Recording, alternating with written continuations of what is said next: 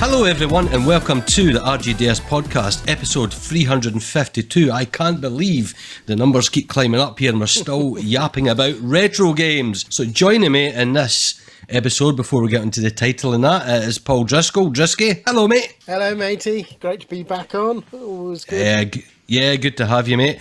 And you've heard him before in the previous episode with me, covering the Acorn Electron. It's Alistair McMillan. Hello, mate. Now, I'd like to formally introduce the world to Al and Al to the world as now a co-host of the RGDS team. So welcome to the Looney Bin, mate. Welcome to the Looney Bin. Thanks for inviting me, I think. See, never ever show competence. This is what happens, right? You learn that one. I've been working that to mantra for years, yeah. Absolutely. You do that and nobody ever asks you to do anything. But Here he is doing an episode with us. So, we've been chatting about this one for a while and we were actually going to get Al on anyway to do this one, but other episodes kind of got in the way. Now, Al himself, he goes over for business trips about twice a year, Al, it is something like that, isn't it? 2-3 times, yeah. Yeah, over to America. So he had a real good chance, being the arcade fan that he is, to visit Galloping Ghosts. And what state is it in again? It's in Chicago. It is in Chicago. I thought that's a fair journey you did then. Yeah. Good. Right, so anyway, obviously that's what the episode's about, dedicated to Al's adventure there. He's going to tell us all about it, and he's chosen a handful of games that stood out for him that we're going to discuss, and we hope you listeners will join us and MAME or whatnot. You have these games on your misters or whatever, but please join us in playing these as we get to it. But before we go on to the episode itself, as per usual, and I'll go to you first, Al, then, since it's been the holidays, and we're just... Well, as we're speaking, I've got, Sunday night blues and back to work tomorrow, which is guff. You've already been back to work, haven't you? So, I was meant to, but I had the blues and I took 2 days holiday. So, so like you, I'm back tomorrow. Never mind. Yeah, so I'm feeling the pain. But anyway, what you been up to during the holidays, retro-wise? Anything good? Bits and bobs. So I think I mentioned on the last recording we did about the Acorn, I had a little PCB project with a Pico Pi clone. Mm-hmm. So I actually bothered my ass and put that all together again and got it working with the Intellivision. So that was quite cool. Yeah, installing and playing a whole bunch of Intellivision games, which have been quite cool. Yeah, but it was future episode. Yeah, so it's one I need to dive in more with the Intellivision. It's really good, isn't it? Yeah, there's so many homebrews. I think that's what I've kind of twigged onto recently as I've been investigating it and trying to get it to work. Getting it to work was a bit of a challenge. So there's every game you can download, obviously the ROMs and etc. There's a potentially a different configuration file you need for every one, because it contains the memory map. Different games, it looks like, start at different regions of the memory. So you need to do a little bit of... Someone's done a really, really cool sort of Excel spreadsheet of all the Intellivision games and which configuration file you need. There's one of 9 different variations. I think most of them are a standard, but... I keep hoping that Atari, who now own Intellivision, will release Intellivision collection like they did with the Atari. Because I got excited, they did the DLC, but it was the Intellivision games that were released on the actual console itself. Yeah. So, but I think you might. Yeah. It looks like you may get your wish though, because I think it was Turnbull in the Discord channel posted about the new Game Station Pro that Atari had leaked a release of. Yeah, so, I've seen that. It looks quite interesting, doesn't it? It's got a spinner built in. It's got the spinner, the trackball, but what I noticed on the right hand side, it's got the number pad, which is just like the ColecoVision and the Intellivision. Yeah, so that'll do Star Raiders, and that's about it then. Yeah. Very much. I can't think of any other game off the top of my head that used that pad. No, not many. Oh dear. So yeah, so a bit of that over the holidays. Cool. I've been doing a little bit other stuff with the Atari Jaguar as well. I've been watching a guy that's been doing basically trying to get a Mortal Kombat over to the Jag. It's like a home project, True Fun Games. So I backed them on Patreon the other day so I could get the download and chucked that on the game drive, and was having a wee shot of that earlier this evening. So that looks pretty good. Translating across okay? Yeah, it seems to be done a good job. And there's loads of feedback that he's getting and little bug fixes he's taking on board. So yeah, it's an interesting one, and it's like a conversation we're having in our own host chat about the Shinobi coming out on the Neo Geo. And as good as these are technical projects and such, I'm not slighting that. Personally, and I'll quote Paul on that because I'm the same, I don't get this. Why you want to release something that you've got perfectly acceptable versions to play anyway on other systems? You know what I mean? Like, if the Mega Drive version is brilliant, why are they porting it to the Dreamcast or things like that, right? I suppose I'm slightly different. I sort of understand on like with the Amiga with Outrun coming to the 1200, where it's righting past wrongs. Perfectly, I find it, yes. Yeah, interesting. And same with the Jaguar. I mean, they never got on Mortal Kombat, so fuck them. So it's sort of an interesting one. But Shinobi going to Neo Geo, to me it's like, because the Neo Geo was more powerful than the arcade hardware, isn't it? That's like me on the Dreamcast saying, putting an emulator on. Look, I've got all these games. I mean, I suppose that, but you can also argue that why ever make a 2D game on a 3D console? Well, you could argue that, but for me, I just don't see the point, because there's perfectly playable versions that are out there. Why? I mean, like yourself, you paid the Patreon there. Because you love Mortal Kombat. I know you do. It's a game you enjoy good martial arts games. You've played this to death. You've got in other systems. Why is it important, rather than shits and giggles, basically, to play it on a system like the Jaguar? I think just like Paul said there earlier, it never got it back in the day. So, and a lot of that was down to. I'll say it again. I think that's a lot of people couldn't get the most out of that machine. Yeah, I know. It got a lot of pretty ropey games, to be fair, but also some classics that I really loved back then as well. So, but this is the point. If these people have got coding skills, and this is what I find on a lot of systems that people are doing homebrew today, and I'm not wanting to take programming projects and coding projects away from people, right? Because at least I understand that I want to do a project, I want to create for a system, and therefore I've got a template and a reference guide, right? I'm not creative, so therefore I'm just going to make something that's already exists. That's easier for me. I've got coding skills, but I don't have design skills to make something new. But that's missing the point for me. I want to see new games, new IPs, new releases, whatever you want to call them, for the Jaguar. I don't want to stop being written for the Jaguar, but I want original ideas that utilise the unique features of that particular machine. There's no just point in making a platform game that's coming out in the Jaguar, because you may as well just release it on itch.io and put it on the PC. But what is unique about the Jaguar, the sound, the controller, the way the graphic engine works, something that's more bespoke for it. That's what I like to see that utilises it. And that's just me, and I'm not making slight of people's hard work, but it's just that's what I would like to see in a system like that. I know what you mean. Yeah. Maybe it's an interesting one for the future to look at as well, because there's a huge sort of homebrew community there as well. A lot of cool stuff that's been done for the Jaguar in more recent years as well. I've been delving into that a bit. There was that many Jaguar owners, eh? There must be at least 5 of us.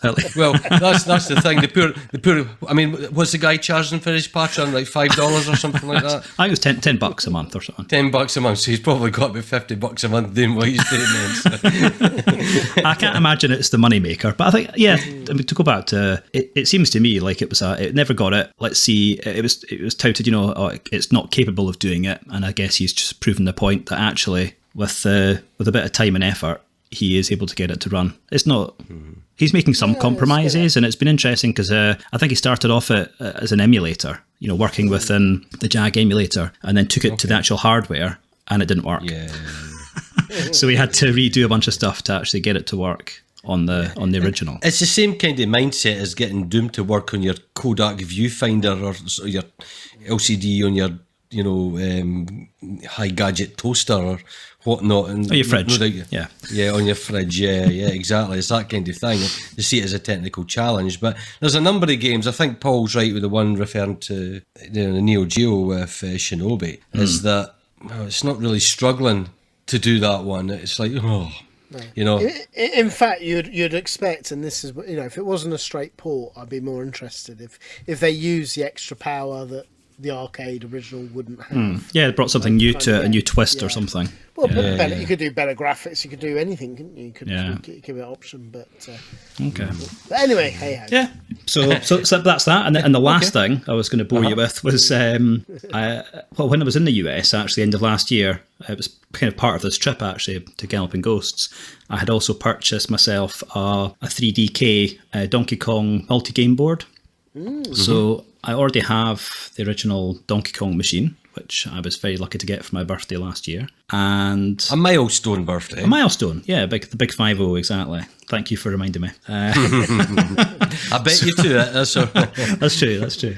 So, yeah, I saw that it's a guy, High Score Saves. They've done a whole bunch of like modifications and stuff, and it's a new board you can add on to your original board, which gives you Donkey Kong Jr. and Donkey Kong 3, and a whole bunch of crazy spin-offs as well that I have seen before. So like remixes with there's like a Halloween spooky version, there's a Christmas version, there's a whole bunch of weird and wonderful things. There's the Japanese and US ROM flavours too. So that has been good fun. I've obviously seen his machine in his gaming pod, and it is a work of art because it's been completely refurbished, hasn't it, Al? It's just this glow. I mean, it's one of the best looking arcade cabs. Personally, I think I love the marquee art, the bezel round the system, just the look, the feel, the craft of making a very appealing looking cabinet. That's even before you go and play the game. Yeah, and I can't take any credit for that. That was I think Tony Temple who rebuilt that. So he's got a really cool article on his one of his websites, I believe, which goes into the restoration, which was quite an interesting bit of history for it too. We'll put that in the show notes actually if you send it. Yeah. Cool. What about yourself, Paul? Oh well, I've been doing quite a bit. I've been enjoying the Spectrum. Aye, that's awesome. It's been a lot of fun, and our listeners have been working through unlocking, because there's 9 games, isn't it, to unlock, which I won't spoil on here, but it's real cool extra. But yeah, I've been really impressed with the Spectrum. Amazing device, everything I wanted and could wish for. So obviously it's great as well that they're open systems, so you can get access to everything. But the other thing that was really, really cool is there's a place that's called the Retro Realms in Warsaw that's a bit like Arcade Club that's opened up not very far from me. So this has been amazing. This is like, because it complements Arcade Club quite well in Barry, because it's got a lot of the racing games and things like Fast and the Furious and two-seater Daytona, and the one that I particularly love, because this is on my bucket list to have played the arcade original, is Sega Race TV, which is a Sega racing game that not many people know of, and it was admittedly only as a consultant, but the last racing game that Yu Suzuki was involved with for Sega, or anywhere really. It was the last racing game. But has either of you ever played Sega? No, I've not. No, not at all. Me either. No. Well, I mean, you can. It is on Technoparrot, so you can play it there. Although I think still the final track crashes on Technoparrot, but that does a good version. But yeah, it's really, really good. It's sort of like imagines racing as a game show. So you've got all these commentators talking over, and it's all about finding you get regular turbo boosts, and there's places a bit like F-Zero where you can pick up more turbo boosts. You could go over like pads to give them more turbo boosts, and it's all about coming first, as you'd expect.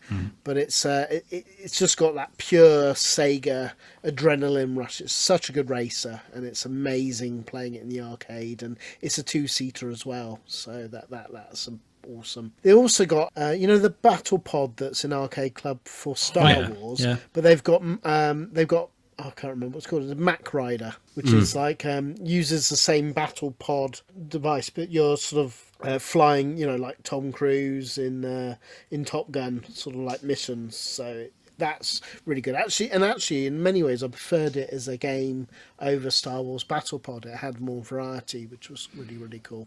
So, sounds very cool. So, and how far is that from you? It's probably about, going by train, it's 40 minutes away. So it's only 3 minutes from Warsaw Station. So I'm lucky there's the local station to me goes directly there. But you can, like, if people are coming in, if you come into Birmingham New Street, there's car park spaces as well, obviously. But if you are going by public transport, New Street, just there's regular trains that go to Warsaw, just quick hop on, and it's literally from the train station a 3-minute walk, and that's going at a slow pace. Yeah, so it's they've really thought it through, and loads of great machines there. I mean, I could go on and on with it, but and also quite sensible, like you mentioned, like with Donkey Kong. I don't know if it's a similar board to what you've got, but because I wouldn't know whether it's true arcade board or not, if I'm honest. But it had the option of 3 Donkey Kongs on one cab, so you could choose Donkey Kong 1, Junior, or and same with Pac-Man, you had like all the versions of Pac-Man on one cab. So they've really thought of making good use of the space. And one of the great things was they had every Neo Geo game on one cab as well. So that was great fun, playing through Viewpoint and all those classics. So yeah, really, really good. And the final thing I wanted to say was I've been converting a lot of our old RGDS episodes to video. So I've already done the Spectrum Top 40 because I thought people might appreciate that with of course the Spectrum. Give mostly Kingy's top 40 suggestions, but that was a great episode. Yeah, and also Gremlins Part 1 and Part 2. Because it always felt weird to me that we only did part 3 in a video, but didn't have the first 2 parts. So that obviously covers the 8. Needed to be done, didn't it? Yeah. Yeah, and the last one that I've released is the Martin Brown interview, because of course, sadly, Martin, who was the co-founder of Team 17, and a wonderful man behind games like Alien Breed and Body Blows, Project X, so many classics. Classic games, influential ones. And he passed away only at age 57, I think, over Christmas period. So I thought it would be, and we were lucky enough, to interview him in 2022, I think it was, November. And I thought, it'd be nice to do a video version of that. But that's something I want to work on this year, is I want to try and bring many of our classic episodes, because I think, we've done such quality content over the years, and it's nice to do video versions for people to also enjoy or go back to them. And I'm enjoying going back to them. So that's what I've been doing over the Christmas period, along with all the festivities. Really. That sounds good. Drisky never stops, does he? I was going to say, I don't know where he gets the time, to be honest. I hardly had the time to try and play the games that we were talking about tonight. So. Oh, I know. It's mostly getting up early in the morning, I think. That's Yeah. Force yourself to bed, Get it done. What about you, Kingy? I suppose similar to yourself, playing a lot of the Spectrum, really been enjoying that and how that really works. Now, it's good because in comparison, obviously, I bought the Atari Mini, the Atari 400 Mini as well there, because it went really cheap on that site that you linked, Al. It cost me money, mate. I bought it as well. It cost me money as well. I tell you what, it still hasn't gone out of the box, if I'm honest. I procrastinated so much that the price went back up, so then I missed out. Saved myself a fortune. Sorry about that. It's interesting because if you compare it to the Spectrum, the Spectrum one, because it gives 48 games, even if you didn't put a USB stick in with your collections, it is a good representation of the Spectrum on that. But the other minis, like this Atari one, there's only about a dozen games, and there's a few of them is like, why is that even on there? It's like scraping the bottom of the barrel. But the biggest problem with it is, one, with it not having the keyboard and just the way the booting games works with the Atari 8-bit. I didn't appreciate it. So it comes with a joystick. It comes with like an Atari 2600 like joystick. Yeah. But the ring round the joystick is additional buttons. As well, so it's not just a red fire button, it's up, so that ring, it says up, down, left, right, that is up, is additional buttons that you can click one, you can accidentally bloody press them when you're playing games, but you need to use them to guide through loading a game. So you go into the sub-menu, you press right, and then to choose a game, you press up. I was getting bloody lost. You know, it's just like, give me the freaking keyboards. Just give me a real working one. It just shows you, for me, as good as that is, I think they've peaked with the Spectrum one, and moving forward, they shouldn't be doing any minis. Minis don't work in the same way unless it's a console. If it's a classic 8-bit home micro, I know I'd pay a bit more. You know, you want the keyboard, don't you? That's what you want. You want the keyboard. You want the keyboard. You need it. So I have been enjoying it. I'm not saying it's wonky. It's just that when you get both things at the same time, you're so familiar. Can you use a different controller with it at all? Or yeah, other controllers work just the same. Right. But you'll be able to plug a keyboard in, like USB keyboard. Yeah, you'll be able to plug that as well. You know, I've just not. I thought I'd have more time, to be honest, because I found in the outhouse that I converted there, I've got a TV on the wall and a nice sort of slimline table with bar stools, and it's great for just sitting there with these kind of things, because the audio comes out the TV. In the man cave, I'd need an HDMI splitter, put the cables, and it just becomes deaf by wires. You know, it's not clean and it's not elegant gaming. So I go out there and I'm focused. I'm not distracted by other shiny gaming things in the man cave. So it's quite good for that kind of gaming sessions out there. So they've been out there, and I've been playing them both too. Well, more the Spectrum, obviously, but yeah, I'll get more time for the Atari. This year, the Amiga and Maxi's coming out. I'm so excited. Yeah, well, there's still rumours. I'm reading rumours that they're still struggling with costs and what model they're going to do then, whether they decide you just plug in a keyboard again, and I don't know, it'd be pointless. It needs to be a thing. I want this to be a thing, because the minute that gets announced, I'm on that just as much as I was on the Spectrum. The minute it was, it's just another but you want a decent landmark keyboard, gaming. You want a decent keyboard with it. That's the thing. Like they've done with a really the right good function job. buttons and the right sub buttons. All in the right place. Like the Spectrum's done really well. They did a good job on the C64, so I can't imagine. The Maxi C64. Yeah. So I can't see they would be struggling. It's probably. It doesn't need to be. I'd accept it if it was a bit like we were speaking about. The Electron looks like the BBC Micro through a bandsaw and the back end's been cut off. I'll accept that, because we don't need that part. For it, as long as people moan, the purists will need to look like it. That's a big system. If you're going to replicate, I would base it on the 1200. Yeah, honestly. different footprint size. Yeah. Sure, maybe the Acorn Electron will be next, of course. Yeah, I mean, people weren't like. Yeah, right. Bless you. And all 15 of us can buy one. And then the Jaguar will get one. Oh, now you're talking. In fact, I put a link in there today. Somebody's been doing a mini version. Hey, there you go. You did, yeah. Oh, good. So anyway, apart from that, the same. Just played lots of indie games on Steam, just because I've not been doing it enough for a while, and I've been enjoying it, especially Pear Potion, if anyone's played that. I mean, I know Dr. G played that just today and completed it in one sitting today, so I completed over 2 days, I think. Wonderful game. I'll put that in the show notes. Wonderful game. But just small games that have maybe about a 5-hour gaming window, and that was perfect over the holiday period, where I'm in the mood to game, and I felt good about it. Just, so a mix of retro, a mix of modern like that. Because to quote you, I mean, I know I tried it, and I know a lot of the guys have played it all the way through now on the Discord chat as a new Indiana Jones game, but I'm really struggling with it, to be honest. As much as the first level replicates, the opening credit scenes of Raiders of the Lost Ark, which is cool, right? Then I got to the Vatican and it opened up into an open world thing. I went, oh my god, just my heart sank. That's when I just decided.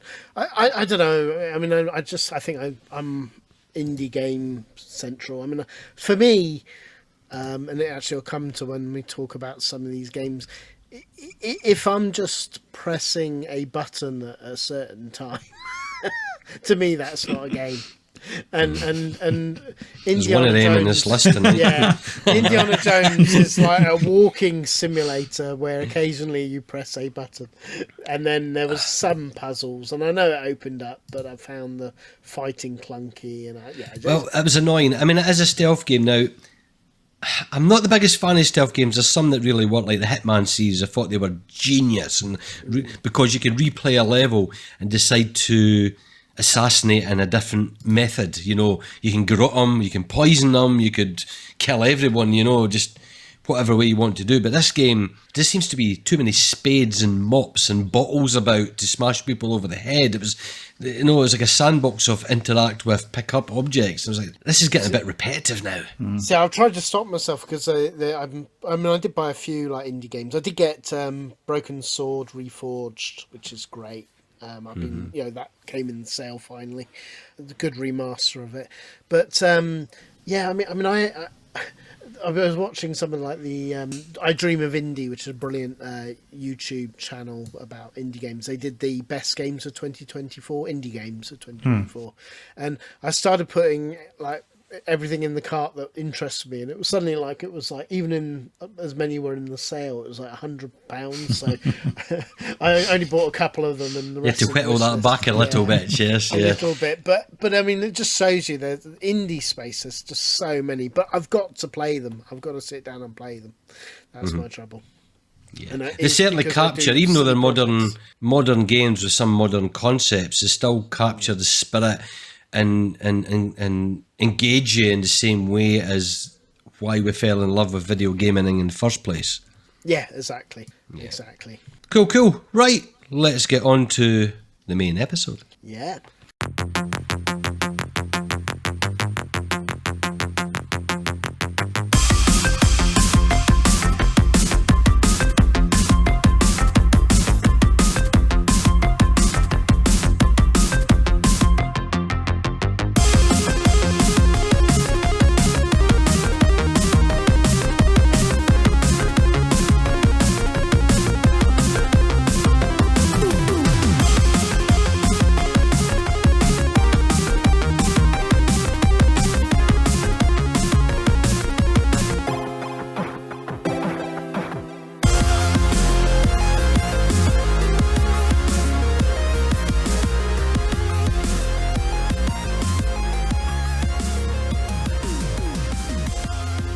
So, Al, you were in America. I was indeed, yeah. You went to the States. Do tell.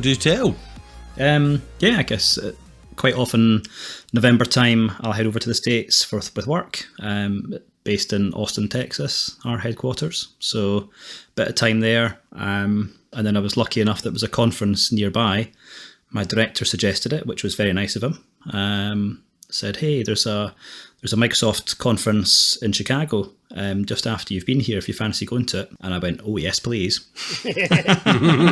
I know what's in there. Of course, if he's listened to this, of course I was interested in the conference, of course, but I knew what was in Chicago.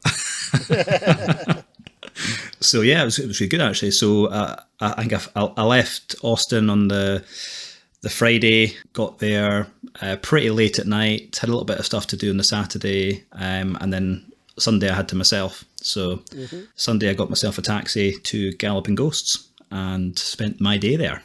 That's Lucky bastard. So, pretty much. So is it in the heart of Chicago? Is it outskirts? No, it's just I would say it's from where I was, pretty much in the heart. It was kind of southwest of me, kind of in the suburbs. So it was a little bit of an expensive taxi journey out, unfortunately. Yeah, how much was the taxi? I'm trying to get a sense of. Yeah, I think it was about. Because I really want to go. Well, I was flip flopping. I didn't know this until I got to Chicago. Uber is quite a popular one, obviously, for taxi fares and traveling around in Austin, certainly. And that exists too in Chicago. And then one day I was standing near one of the bus stops, and I noticed that there was another company called Lyft, Lyft. So I basically played the two off against each other. So quite often you would check a price, and then the next time you check it, it's gone sky high. Flip over to the other app, it's got a better price. So I think it was about $35 to get me there. That's not too so bad. not too bad. But it was about 40 minutes maybe in the car. Yeah, but it was pretty So what does that cost then to get there? Sorry, and for a lift or an Uber then? What So it was that? $35. So what's that, about 28 quid or something? For a 3/4 an hour journey, Oh, that yeah. is a really, you know what I mean? That's price, insane. It's a really good price. But sometimes, unfortunately for me, the same day it was the Packers were playing a game as well. So they were in town. So there was an American football game on, and I'd left it maybe a little bit late in the day. I think they open at 11 o'clock in the morning. So I thought I'm not going to get there for bang on 11. Just after is fine. So the prices started to get a little bit silly until the game was underway, I think. So you just had to stay. Obviously, you went a bit later. Went a little bit later. I mean, it was still there before midday, I think. So, but the it's not taxi too bad prices then. were a little bit crazy. So, and that was from Chicago. Like, if someone's like staying in Chicago Central, that would be roughly the price. That Yeah, I think so. Central. Yeah. Between $30 and $40 to get there. Oh, that's cool. So you arrive there, and is it quite is it quite a busy place that it's in terms of like the surrounding town? Or I would say the surrounding suburbs, if you like, pretty quiet. It was on along a main road, and as we're driving along there, having a good chat with the taxi driver anyway. So she was, I think, quite amazed that this random Scotsman has come who she could hardly understand a word of, and he was there to come to an arcade place. I think she thought I was mad. So Weirdo. I think she was quite glad to get the fair finished, to be fair. yeah, I can imagine. But it was interesting because I didn't. As we approached the place, I noticed 3 different buildings for Galloping Ghosts. So we actually went past a smaller building first of all, which had Galloping Ghosts plaster on it. Then I noticed another one, and then she dropped me at a third building. So I wasn't quite sure what that was all about until I got in. So it's quite an unassuming place, just on the main street. Not much way in the way of advertising boards outside it, really. I've got a couple of pictures which I'm sure we'll share on the video version too. Yes. So A couple. He's got 45 teraflops bloody pictures, folks. Right? Well, I'm glad. I think all our matter. We need it. Yeah. Well, as soon as it's weird, doesn't it? It's like as soon as a few folk heard that I was going, everybody just like, I got loads of DMs of people saying, "Hey, can you take some pictures? Can you take some video footage?" Yeah, sure. Now make sure you did it in the right. Yeah, horizontal. Yeah, none of these millennial angles here. I tried my best. So, but yeah, it was a bit weird. So you walk into the place, the arcade wasn't busy. Maybe 2 or 3 folk around. A guy just behind the counter gave me a quick hello and asked me what I was after. So they had 2 options basically. There was a $25 for the day, so very similar to Arcade Club, right? You pay for the day and access to all the games is free. And for an extra $5, you get to access the pinball too. That's a different building. And that's a different building. So that was the first building I'd gone past, which I hadn't realised. Okay. Is that quite far away, or is it like? It's about a block. Oh, okay, so we're walking distance. Yeah. It's a block. So obviously I took the $30. Yeah, of course. Yeah. Took that version. And so, yeah, they had a bunch of memorabilia, a whole bunch of sort of signed photographs, different people that had done. The designer of Qbert, he had a bunch of artwork that he'd done there. That's cool. Oh, nice. They had some Mortal Kombat. They had, Sonya had signed some pictures, and there was a Galloping Ghost baseball cap and a hoodie and stickers and all sorts of things you could buy. Yeah, really cool. One of the things you showed in the pictures, which looked interesting, was this sort of book that you could buy. Which is this like challenges and things to do? Yeah. So they were Starcade sort of made me aware of this. He said they do an achievements thing. So they've got they kind of got like achievement cards, I think they are called. Now they didn't actually, or challenge cards. They didn't have any when I was there. I did ask to see if I could try and get some, and I was going to send some to Snarcade. So unfortunately they were out. But they also had like a little A4 leaflet, which is called the achievement list. And they seem to do this, I guess this one was called Fall/Winter 2024. So I'm guessing they do this every 3 months or so. And inside's just, 100 or so achievements listed. So what kind of achievements then? Are they putting like mini achievements or? Yeah, it's just I guess I'll read a few out. So achievement name. Steam achievements. Maybe not quite. But what one of them is called "Mouth Like a Sailor." Don't die in the first 3 levels of Qbert. 50 points. Video footage, I guess, or a few pictures, or you went with no mates. How's that going to happen? Yeah, I know. I think it's a great idea, though, isn't it? Because I wish Arcade Club and like the retro realm would do stuff like that. If only I'd had 3 mates with me. There's one here, Turtle Power. Post on the Galloping Ghosts Facebook page a picture of you and 3 friends playing Teenage Mutant Ninja Turtles.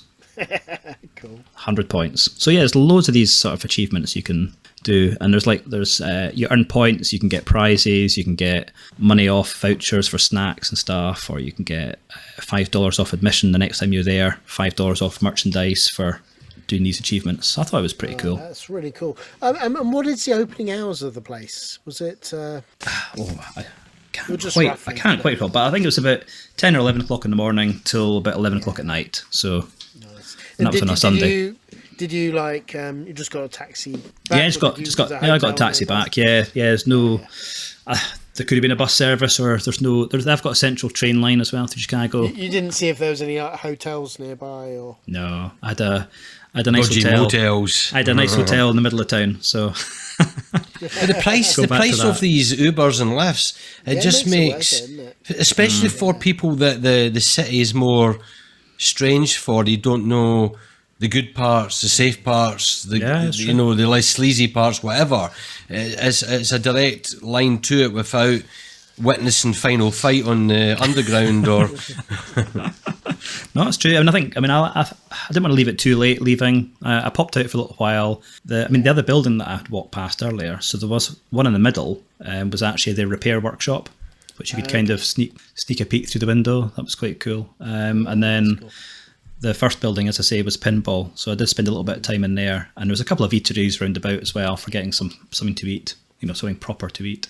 Okay, so there's like eateries, like diners and things nearby. Yeah. Ah, that's cool. So, when I've seen videos of going into, Galloping Ghost, it does look a little sort of like crammed in warehouse, loads and loads of machines. But did you feel crammed playing it, or?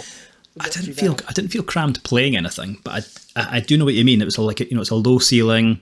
From the front of when you're the entrance, when you walk in, as soon as you're walking down a narrow sort of runway to the desk, there's machines on your left, machines on your right. You can hear everything. It's noisy, of course, but it was like a rabbit warren inside. It really was like every corner I turned, and I thought this must be the end of the building, because from the outside it doesn't look that big, but inside it's like a TARDIS. Every time I turned a left hand or right hand corner, there'd be another alleyway with another 40 arcade machines. I'm surprised someone's not made like a Pac-Man style Galloping Ghost game. It'd be brilliant, wouldn't it? All the machines got around. People running about in ghost suits chasing you as you're trying to play the bloody game. That'd be brilliant. See, looking at the photographs and being in America a number of times and going to various different establishments, what I've found is they're not really...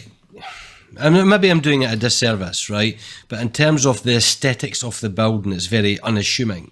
Now, you can compare that to the Ela Mill, where Arcade Club is in Bury, right? It's not, I'm not calling it manky, but it's a used building, isn't it, in Bury, right? It's a stripped back industrial look to it, right? But it has character and it has attitude. But the American buildings... it's just a bit, they're functional. That's probably the best way to describe it. Or am I doing it a disservice? Does it feel like you're in an arcade when you go there? Or does it feel like a building that's got arcade machines in it? Probably more the latter, to be honest. I was definitely, I would say when I went into the building, a little bit underwhelmed initially. I was like, I thought this was meant to be the Mecca. This is meant to be the best arcade in the world, or the largest, certainly, with a number of machines. But having said that, that was just an initial walking through. And then as I walked around the place, I was like, my mind was blown. Honestly, the number of machines in that place and the variety as well, as we'll come to talk about, I guess, a little bit later. So many things I had never seen before, things I'd never seen in the wild. And I totally got lost in the place. You'd think, I'll go and play that game in a minute, and then couldn't remember where the hell it was. Do they give a map or anything? I guess they change it around so much. I didn't see anything like that, certainly. I don't think so. And they're adding this is what I can't quite fathom either. They're adding a different arcade game every week, every Monday on their Twitch channel. Wow. Which I discovered while I was there. I was chatting to the guy for a while, so he was, I was asking about these challenge cards, and Star Arcade had mentioned it, so he was like, oh, how did you find out about that, and where are you from, and all this sort of stuff. So he was quite interested in, me and why I was there and all that. And the machines are all good working order, original hardware, and controls good. So they look after these. They definitely look after them. There was one or two, I think, out of service, but over 1,013. That's that's pretty good. I didn't see or remember any that had, the LCD replacements. It was still CRTs in the majority, certainly. So want to go there.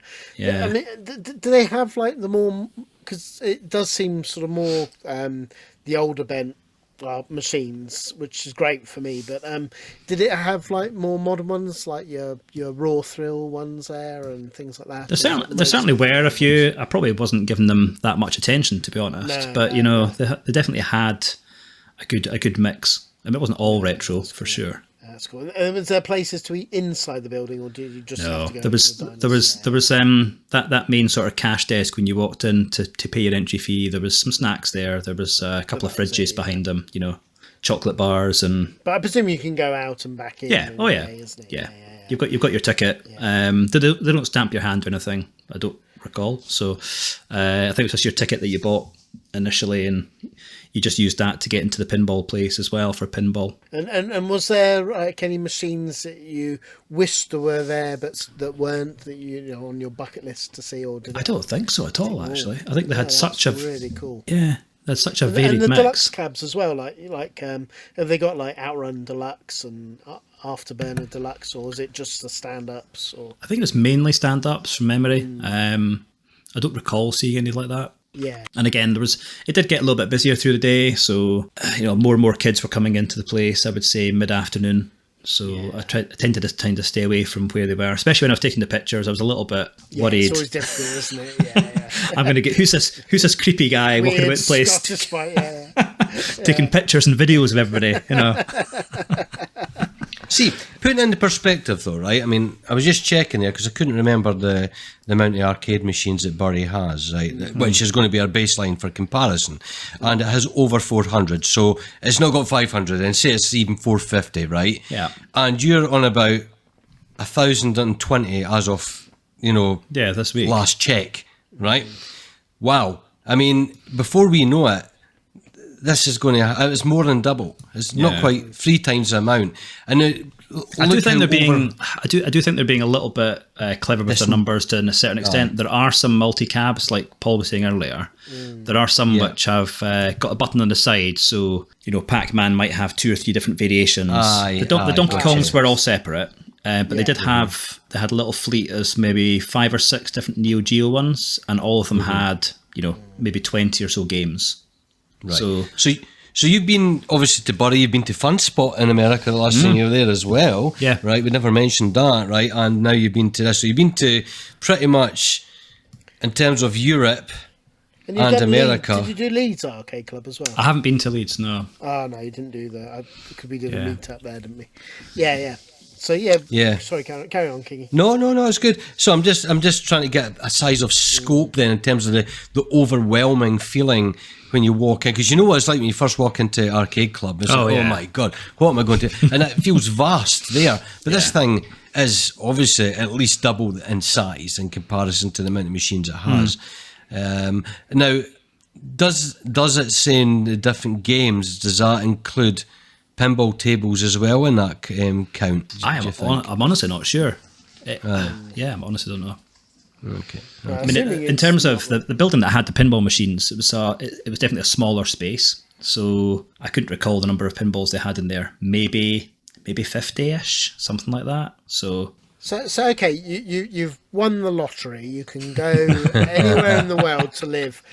Which one would you choose to be near? Would you choose to be... He's not going to buy a house in Bury, for fuck's sake. Right, sorry, folks in Bury, but I get the point you're making there, Paul, though, sorry. Yeah. Oh, wow. Tough question. Yeah, which you like best? I probably... I mean, out of Fun Spot, Galloping Ghost, and Bury, I probably would say Bury, to be honest. Yeah. It's about the friends that go there, And I think as well, that's isn't and it? I think that's the difference, right? I think it was going there solo was a little bit different. I mean, when I went to Fun Spot, that was great because Pikes was there as well, one of the listeners too, one of my friends. So so that was great. So he gave me the show round and we played some games together. That's kind of what that experience is all about, right? So going there to Galloping Ghost solo, it's unfortunate because Pipes was hoping to come out and meet me, but his work was absolutely rammed and he was busy. So I think that would have put a different spin on things maybe a little bit. It'd be more of a close run thing, but I think Bury. Yeah. So the other thing that was I really did like about Galloping Ghosts was above every arcade machine pretty much they have a little bit of laminated card which has got the world record and then also the highest top 3 scores within Galloping Ghost I think as well. So that was a really nice sort of little touch. You know what I would like to do in every machine if I owned a place like that? Reset the high scores and put yourself as number 1? No. It'd be going with his own laminating machine and then putting his own scores. Exactly. Just take the laminator. I would just play with the laminator all day and not play the games. I would have a QR code that you can scan and it tells you, it doesn't go to Wikipedia. Oh, but a little bit of history about... a bit of history on the machine and as much history as you can muster, photographs, and a curated historical museum digitally that you can get that information on. I would really like that. Yeah, that'd be cool. That would be good. How was it from musically and stuff? Because that's one of the things that even like I kept on lamenting with Retro Realm was because like they had everything like switched down on a lot of these classics, and it does feel a bit soulless if you're playing. I don't know, Bubble without the music playing in the background. It can feel. Yeah, I say mostly my recollection was that you could hear what you were playing pretty well. I mean that was because Bury sometimes you get a little bit lost in the overall cacophony of the noise, right? Especially on some of the floors where you've got the basketball stuff and air hockey and lots of other things going on. You cannot hear what you're doing. Whereas, so I would say there was less of that sort of stuff there, right, at Galloping Ghosts. So because of that, you could hear every game that you were playing. So I haven't purposely turned down a lot of the games. No. I mean, you could still. It was one of those things. Walking through some of the aisles, you could still hear the distinctive Donkey Kong. You can hear that. See, some of these games, I truly believe the music was also created to pierce through the cacophony. I think so. Absolutely. Yeah. I mean, there's certain games when you hear Bubble, that always comes through. Zane Slina, Soldier of Light, I always hear that piercing through. Maybe as well, you're a Donkey Kong aficionado. Your ears are attuned to that. Yeah. Who knows? You know what I mean? It's like, it lures you because you know that's identifiable for you. It's good though. I've always wanted, and Alistair's probably the only person that will know whether it's possible that I know of. But there must be a way of just like putting like like a Bluetooth between the music, so you could go around with wireless headsets. The trouble is, Paul, electrically it causes impedance, right? And there's an extra resistance on the boards that weren't designed for that, and that's where the trouble truly lies. Because I always say that even Arcade Club, if there was a jack socket to put your headphones in, but the trouble even with different, that's even worse. If you have different headphones, they all have different impedances, and you can absolutely bugger up a board, the audio board with the wrong impedance. It's like that in the computers in the schools for years when kids were bringing on their own headphones. They were knackering them, jacking these things in, and the boards couldn't take it because there was a whole ban on don't use your own headphones, use the set we've got, because you can have 8 ohms, 4 ohms, 16 ohms, there was a whole... I think it's more standardised a bit now. But I suppose with a Bluetooth system, nothing's not impossible as long as you take into consideration in the circuitry the impedance that has. It probably needs its own power, doesn't it, or something? You're not taking anything. But if you're tapping that into the circuit, it has resistance, even if you're powering it. That's the real issue. But I'm not saying that that's impossible, because a bloody microphone to the internal to the speaker to a Bluetooth system that's not even wired into it would be better than you know what I mean. I'm with you. Yeah, I want a there's place. probably something you can do. I mean, I know, like for my Donkey Kong cabinet, I've got a video and audio splitter within the board, so sort of it goes between the PCB and the other edge connector, and it comes out to a USB, so I can basically do streaming from my PC through OBS, which is quite good. cool. That's good, yeah. But that's part of the mod thing you've got, isn't it? Yeah, it was a separate one. Yeah, separate mod that I got. Yeah. So who'd have thought you could mod it so much? Honestly, it's ridiculous. That's crazy. Imagine that if every machine had, if it was more standardised and boards were, people were making bespoke boards, new models, new systems. But to have a universal system that can just tap in to be able to do that would be great. But only in our fantasy land in our heads that these kind of... Then again, we had a fantasy land in our heads that... imagine one day we can play all these games on our home computer. That's never going to happen. Never say never. Now handheld and everything. Yeah, that's crazy. Exactly that. Yeah. Awesome. So,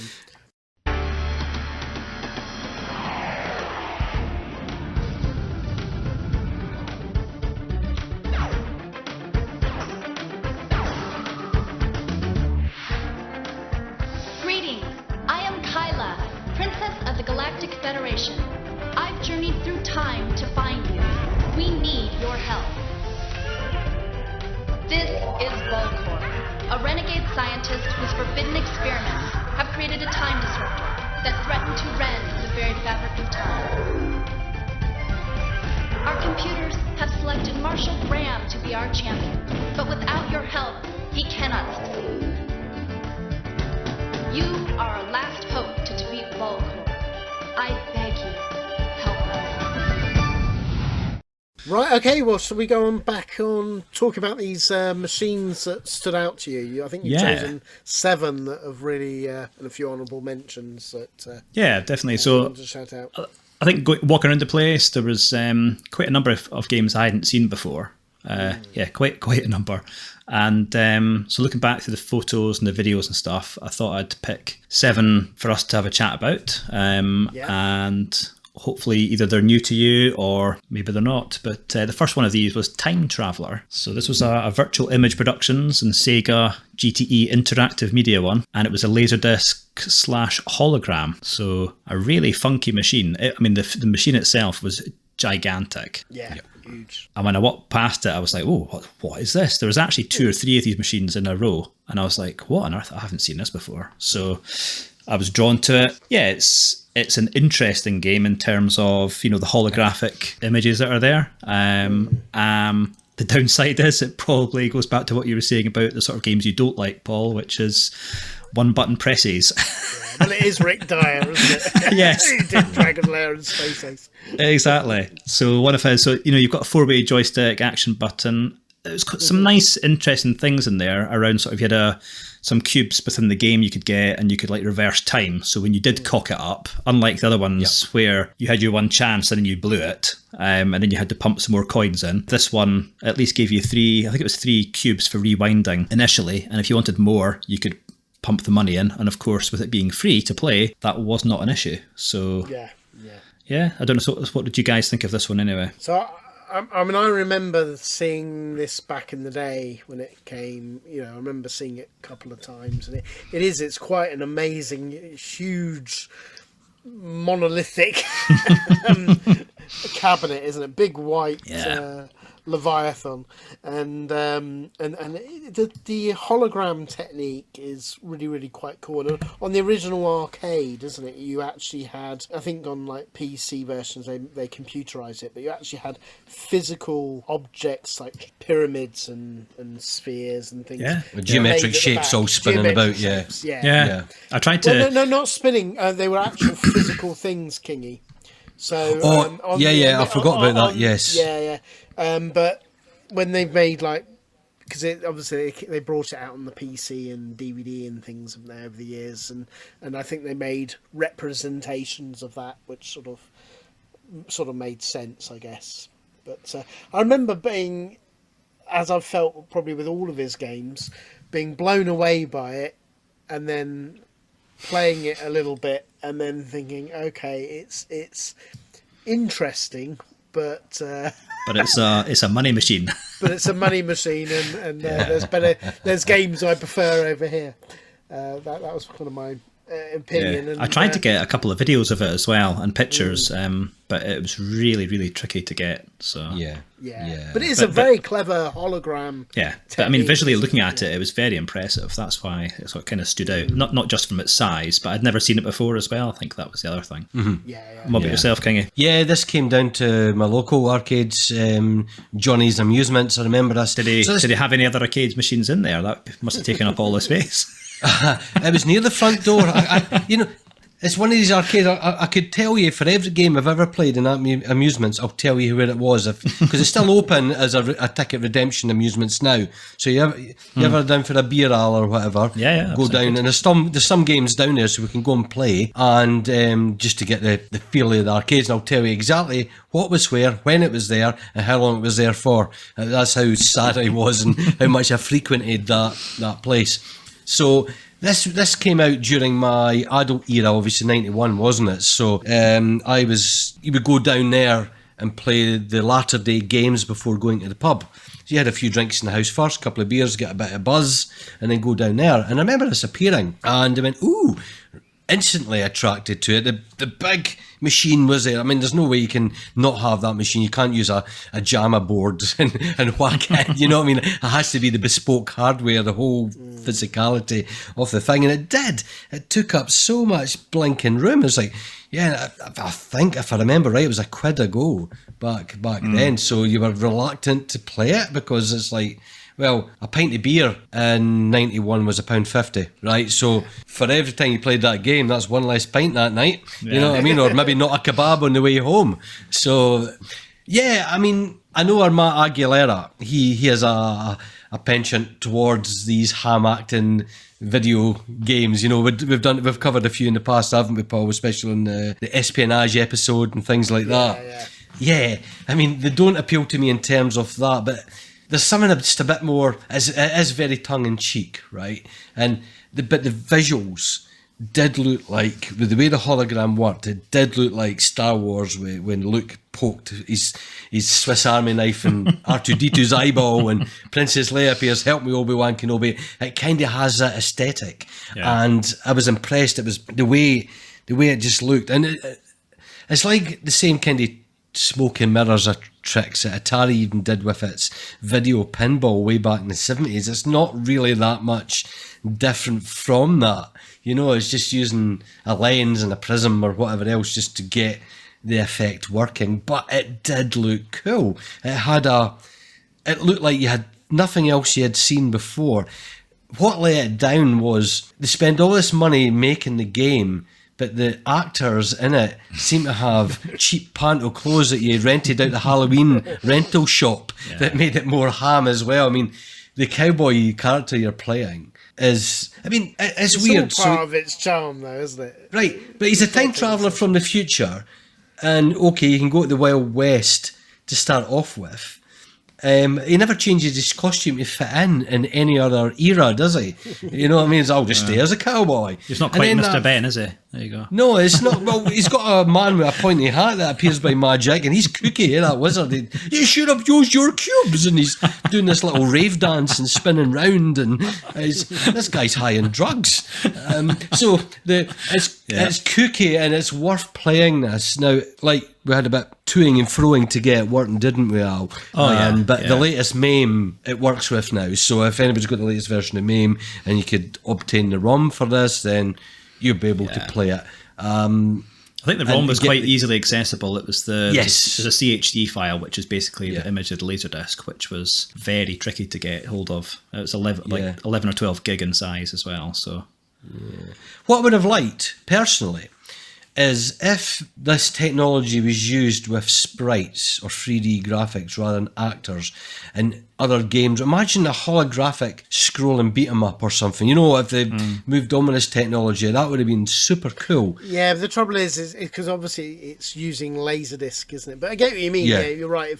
If they actually made it, I get what you're saying. If it's sprite where you had true control over it, isn't it? Something. Laserdisc, where we're playing different bits. Because it just became. it just became a memory game at the end of the day, didn't it? It was just you knew which level you were on at one point, and then it was because you knew whether it was going to be, duck twice and then jump up once and then whatever. So was the woman selling the cubes trying to seduce you or sell you cubes? It definitely sounded like it, didn't it? It was almost like if you'd had money back in the day, you'd have put an extra £1 in to hear her saying her, "Please buy a little cube from me." It was her Cadbury's caramel voice. Was the kind of voice she kind of had, Yeah. I mean, Paul can do that Black Country accent better than any of us for it, So, but the slappers up in the pub that was heading up the road were cheaper than her. So, oh dear. Well, is that enough on that game? Shall we move on? He's very vicious, though. I mean, it's like, even like baseball players, isn't it? Yeah. Shoots them. He shoots everything inside. He shoots everything. Yeah. There's no I love all the things that appear. I love all the things. I mean, you've got zombies. Yeah. You've got somebody that looks like Ming the Merciless with a wig. Hellgate.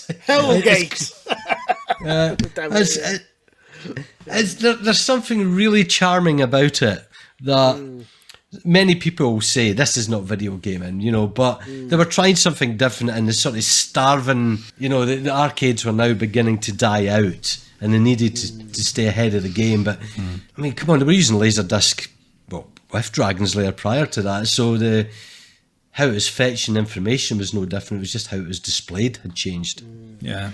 I do wonder what you were saying, Kingy. I would love to have seen, if they, imagine if they did, and this is probably not a good example, but Mortal Kombat, let's choose Mortal Kombat rather than Pit Fighter, where it was, if they did try to do it in the hologram, maybe that would be an interesting one. Imagine SEGA, imagine Outrun with a real Ferrari, right, driving, come on. Yeah. Down the Florida Keys. But I guess you're very limited with... I know you're limited. My imagination's running wild here, so... But what did you think sort of playing it? Because obviously you've played the real machine and we're going from like 40 years ago memory. Yeah. What did you think about it, Alistair? This was, it was new to me, so it was an interesting one. I couldn't get the hang of it at all whilst I was actually in... Galloping Ghosts. I really did not. I could not get in tune with what was happening with the game, and I was dying all the time. So I didn't spend an awful lot of time with it because there was so much other stuff that I wanted to try and see. But it's one of those ones that sort of struck me as being very different. And the number of times I tried to get a picture of it because I thought the holographics, it was very cool looking. So it's like photographing fireworks, mate. You can't. It's impossible. Yeah. But that is one of the things you were saying with that. I as a kid, I just used to watch the intro on repeat. Very seldom, because it's quite a fun intro, isn't it? Yeah. That's the point. You're getting the visual entertainment, how the game is, just from its attract mode, that you didn't really need to play it. It's just you're seeing the almost like go back to Victorian times in the rotoscope, and you're getting entertained by you're not interacting with it, you're just seeing some marvellous technical feat, therefore perhaps not playing it as a point and just standing there for 5 minutes watching it go through some introductions enough. One thing we've got to say, because I bet people are screaming out, because of course they did do Holosseum, which was a fighting game, wasn't it? Which used the same hardware, but did they have Holosseum there? Were they all? I think from my video of the place that was right next to it. Oh, really cool. I mean, yeah. I don't remember seeing that in the wild. No, that's that was a conversion kit, because I think it sold quite well, the first version. The time traveler, and then they tried to do Holosseum, but I think it was just a passing fad. People have moved on, unfortunately, and it didn't quite have the legs they thought it would. Yeah, cool, brilliant. So shall we move on? Yeah, let's go to the next one.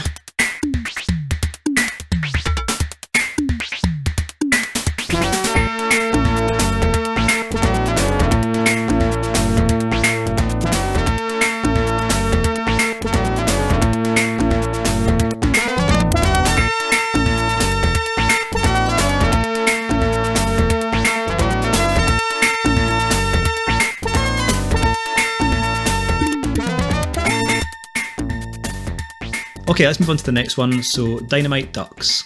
This was developed by SEGA, released in '88, And the reason I chose this one, I never knew that this was in the arcades. I didn't know it was originally an arcade machine. I only remember this from my childhood on my Atari ST. So I was actually quite surprised to see it. Big, very cartoony, cutesy graphics. So yeah, before I say too much more, what were your recollections of this one, Gordon? Yeah, this was, again, in my arcades. Huge fan of this. Obviously, I used Suzuki game. So I didn't know that at the time, obviously, because that's a big change away from the style of games he was kind of making at this point. Well, he produced, didn't he? He was he was still involved. Yeah. Produced. Yeah. Well, somebody's highlighting it in front of me there on my text there. Like, you did write that, Gordon. Or someone wrote that. Yeah, I know. I'm not stealing someone's words anyway, edit that out. Yeah, so I was blown away with it. Now, I'm not taking credit for this, but I read online someone compared it to being like Tex Avery cartoons, and I went, that's exactly it. That's exactly what the game aesthetically looks like. And I just loved that kind of cartoony take on a beat 'em up. That was the best thing about it. It didn't look like Double Dragon. It didn't look like the usual Hardman breakdown of Law and Order kind of games that we were exposed to at this point in any other scrolling beat 'em up. This had big giant moose heads and flaming fireball things and some of else. Yeah, some of the enemies were pretty bonkers. That's what Very inventive. Yeah, big fat pigs you had in Tokyo, and I love the rabbits on springs. yeah. Mad. So Mad. it's kooky that way. But I love you can pick weapons up like bazookas and whatnot else, but I just love the keeping finger on the fire button and his fist swings round and gets bigger and he just a big power punch as well. Yeah. But you know, the fire button, yeah. I mean, this is the same time that they tried to make Howard the Duck a popular character. That failed miserably.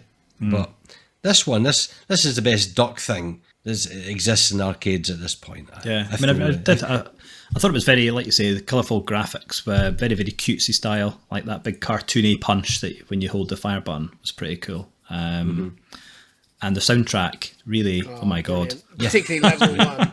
Yeah, level 1 especially. He's still humming it, probably. It makes you feel so happy, doesn't it? Yeah, exactly. It's so good. The only thing I would say was I was playing this again. I was trying to get my son involved actually with some of these and show him some of these games. And some of them do he does show an interest in, do float his boat. But other ones like this one, he's like, I'm not playing that. So I played this is one of with my wife. Favourites. So I played this with my wife the other day, and oh my God, it was frustrating 2-player. That's all I'm saying. Just keep walking off. Oh my God. But is that the player or the game? Oh, that was the player. That was. Thankfully, she'll never hear this. Listen to the episodes, yeah. She kept walking off, and I kept losing the weapons. Oh, dearie me. Anyway. Yeah, I mean, for me, I've never been that much of a fan of this game. I mean, I know it from the Amiga days. It obviously got home ports all over. I think even the Spectrum and Commodore 64 got one, didn't they? But I remember on the Amiga, and I've played it on MAME.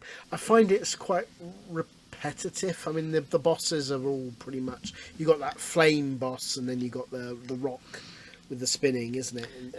And it does. I'd say even though you do get different bosses, they're pretty much the same. A variation on a theme. It's like the fireball you get later on again. You get a variation on the rocks with a couple of rock men. But I like the KFC with Colonel Sanders at the beginning. Yes. That was funny.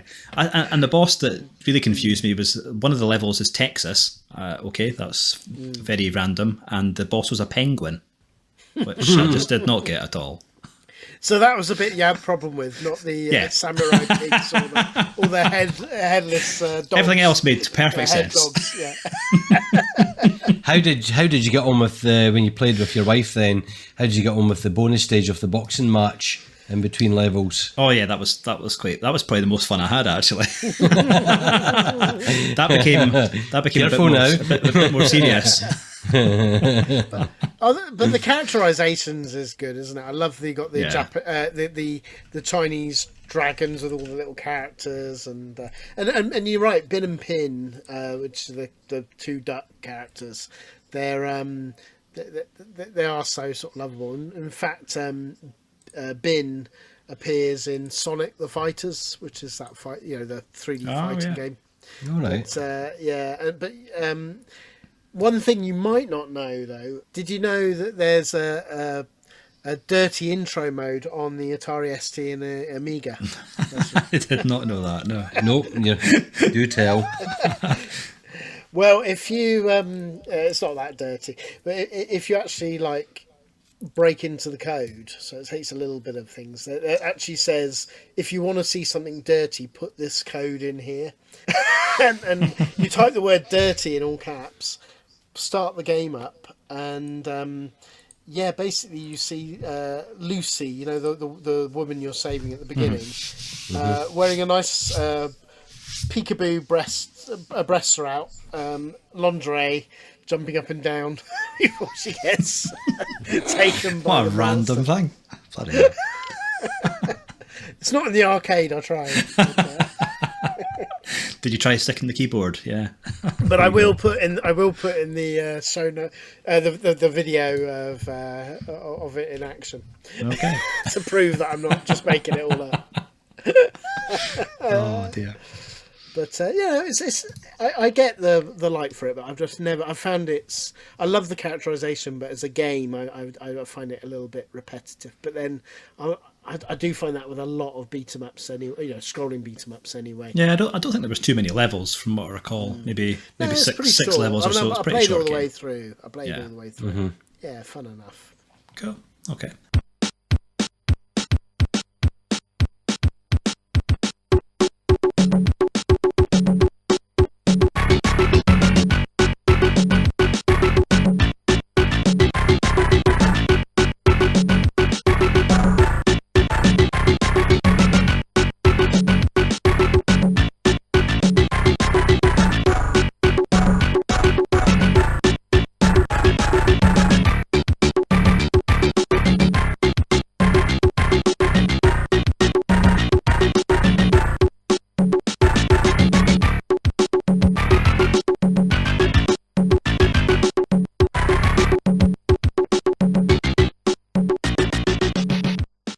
Let's move on to the next one that I picked, which was Escape from the Planet of the Robot Monsters. So Atari Games, 1989. Again, this was one I'd seen the game before, I think on the ST. They got it in an arcade club in Bury. And I hadn't seen it. The interesting thing, doing a bit of research about it, was what I didn't realise, the number of the machine cabinets, the dedicated cabinets, which Atari made, was a very small number for this. It was only 371. So it's a beautiful cabinet as well. Oh, it's a lovely cabinet. Unfortunately, the one in Galloping Ghost was not one of those dedicated. It was more of a conversion kit. But still, in Bury, you got the original. Well, that's good job. Good job I chose Bury earlier, isn't it? Yeah. Check it out when you go there this October. I will be. Yeah. So and I also read as well there was a rumour of an Atari Lynx version, but it never saw the light of day. I don't think, like many things, which I would have loved, being a big Lynx fan as well. But it was interesting joysticks as well, because it's a 3D isometric type game. There's a 16-way directions. Very hard, I found, to play trying to do this in MAME compared with the arcade itself. So I would say try it in the arcade. I'm sure for the ST and the other conversions that were done, it was suitably converted for those joysticks and that type of play. But again, one I found really playable, really enjoyable. Lots of little crazy moments throughout the game as you're trying to rescue all the hostages, and you shoot them by mistake. They all go smoking and on fire. You haven't killed them. They're just a little bit. A wee bit. Is brilliant. Isn't Yeah. It's a little bit singed. You can still rescue them. It's all good. So, what about you? I'll come to you, Paul. What's your recollections of this one? Yeah, I mean, I first came to it on the Amiga, which was unfortunately an Atari ST port. But it's very, very good, very, very good port. And it's a fun game. It's sort of like you get like constant flows of enemies constantly coming at you, and you got to just run around, find the slaves and rescue them. And there's nice little sort of like shooting sections. But yeah, it's the characterizations, like when you're in the ship flying, it's like isometric. It's a really, really good game. I do find the enemies constantly coming at you is I kind of wish it was a bit more like Gauntlet, where you could like destroy the doors. Yeah, kind of like stem the flow almost a little bit. Stem the flow, Yeah. so you can concentrate a bit. But It got a little bit overwhelming sometimes, but it's very reminiscent of sort of B movie type sort of. Oh, I love it. Yeah, Caricatures, yeah, it's great. We have covered this one in the past. Yes, we have, Paul. You and I covered this, yeah. Probably in the B movie. Probably then, yeah. I can't remember several which years one ago. it was. Yeah, it was. A good while probably ago, the yeah. B movie one would make sense. But yeah, no, they keep it lots of fresh and interesting, and it's quite fun, particularly as it's a two-player game as well. 2-player, yeah. What about you, Kingy? Yeah, I mean, until I first came across it in Blackpool, it wasn't on the 16 bits that I first played it. It was on the Spectrum. I enjoyed it. It was a great game, I mean, yeah, there's comparisons to Gauntlet, although it's not really the same game, but it is visually incredibly beautiful to look at this game. The sprites are fantastic. Just all the small details, even the computer consoles that the human slaves are working at to whatever they're meant to be doing, producing more robots, but they're very scantily clad, aren't they? It's very much sort of, you all wear a bikini whilst working on this office here. Very, I suppose. It's encouraged people going in the office. That's why. Listen, if they started that that doesn't come again, to- maybe people please wouldn't don't. want to work from home and go back to the office. Trust me, nobody wants to see me in a bikini. But I've always loved the visuals in this game. I mean, even on its lesser home conversions, it always looked good. It's a fun game to play. I just love the idea of that kind of futuristic factory that you're in with all the things going on, escalators, spinny rotating things, all the different guard robots. Just even it's got that, like you say, obviously the animation wise, when you fall off the edge, which you notoriously are going to do because it's isometric and you're trying to Yes, of run course. in you do, diagonals yeah. and stuff. Just that little funny moment when he gets to the edge and he kind of falls, and it's almost like he's like walking in the air and he just The Wile E. grabs on. Coyote, dawn off, I'm going to fall. Yeah, Exactly. absolutely. Really well animated. Then he grabs onto the ledge, and as long as you press fire quickly enough, he'll climb back up again. Again with Atari, and I'll always give it its credit on two counts. One is audio. The Poké chip and all its iterations always has its unique sound. It's synthesized speech, the way the music sounds, it's an Atari system. It's bespoke for that. Yeah. And it's a signature, and you recognise it. And it gives me the feels every time I hear Atari stuff like that. They were the masters of creating atmosphere in the arcade. And like what you said, Al, was the unique controller on this. Like all their games that they played, you can only really truly experience them in the arcade with their systems. It was like when we played Vindicators last time at Arcade Club, Paul, wasn't it? It was great playing it. Similar sounds again as well. I love it. This is a fantastic game. It hasn't really dated visually. No, so beautiful. You know what I mean? so good. Some games you play and go, this is a relic of its past. If someone released a modern indie game today with these kind of visuals, I'd be all over this playing it. Yeah, you wouldn't be out of place with it at all. No, not at all. And of course, it's made by Mark Stephen Pierce, who did like Road Blasters, Pit Fighter, Primal Rage, and Clack. So he was top. Well, you mentioned a lot of guff games there that I can't stand. So, Well, Pit Fighter's the only one I would say. Guff. Yeah, that's Primal Rage that one. is all right. Yeah. You can I miss don't Pit like Fighter. Primal Rage. I mean, Road You don't Blasters like, I love. You don't like fighters. Well, Road Blasters got a was point good. there. I like that. Love Road Blasters, yeah. Yeah, that was good. Yeah. Cool. Well, I'm glad you both liked it.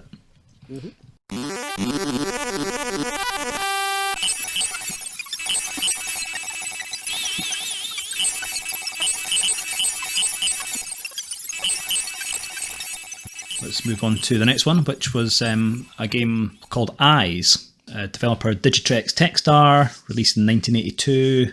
And at first, I didn't think I liked this at all. It looked a bit quirky, a bit like a Pac-Man game, could not get to grips with it at all. You've got to shoot the enemies. So you're basically an eye, and all the enemies are eyes as well. And you go through a Pac-Man style maze, picking up the yellow pills or whatever they are, and you can shoot. So it's a little bit different. You can shoot, and you have to shoot. I think you press fire as well to pick up the eyes or the bullets themselves as well, whatever they are, the little pills. The power pills, yeah. Power pills. And you can shoot the other eyes, and they obviously can shoot at you as well. And initially, I just thought, it's all right.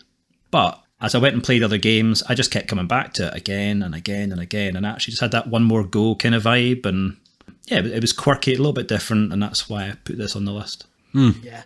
Yeah. So what about yourself? I'll come to you, Paul. I friggin' love this game. I'm so thankful for you in this. I'm glad to hear it. Yeah, I mean, I thought the same thing in like when I've done like the when I did my best of the arcade editions. I left this off the list because I'd played it. I played a little bit of it and thought that's all right, but thought pretty much what you thought. But once I started playing it properly for the episode, I really, really love it. It's got so many. I mean, it makes such a difference because it's like Pac-Man to people listening. It's overhead, like Pac-Man. You're an eyeball in a very hipster hat, sort of a red. It looks like a red hat, but and you got the eyeballs sort of shooting. But it gets quite tactical because obviously the eyeballs get more and more quicker and also more aggressive where they'll start shooting as soon as they see you. Yeah. And it just gives a whole new dynamic to the maze game because you've also got the tactical element where when you shoot, it will only go as far as the power pellets that you're picking up, which you will, you can pick it up by shooting. You don't have to run over them.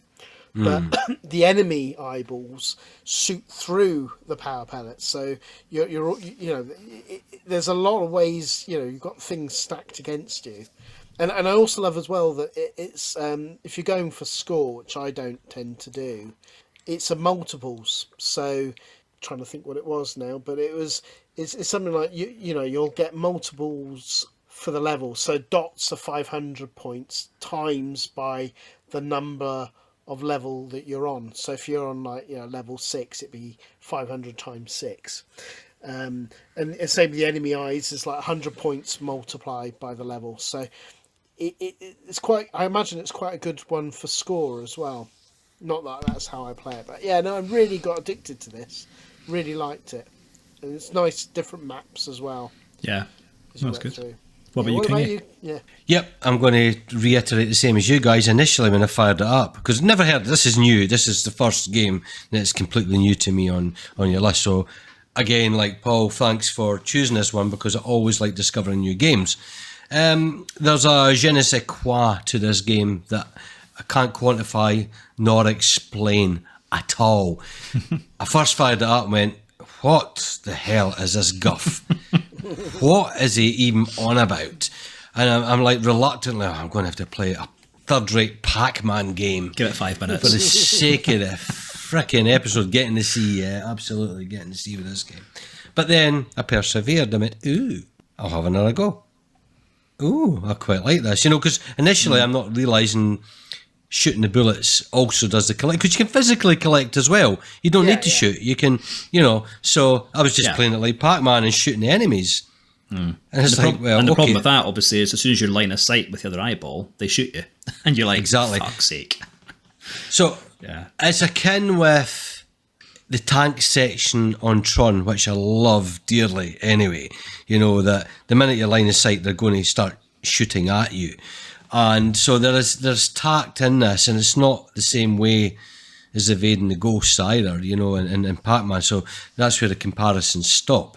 It's a great maze shooter, and that's what it is, and it's fantastic. And like you guys says, because the mazes change on each level, that makes it all the better. So it's really enjoyable, and I got pretty much hooked playing this. I mean, this is a hidden gem that I knew about. So seriously, thank you for suggesting this one, because it put a smile on my face. Eventually. Not initially, eventually. I'm glad we got there in the end. That's good.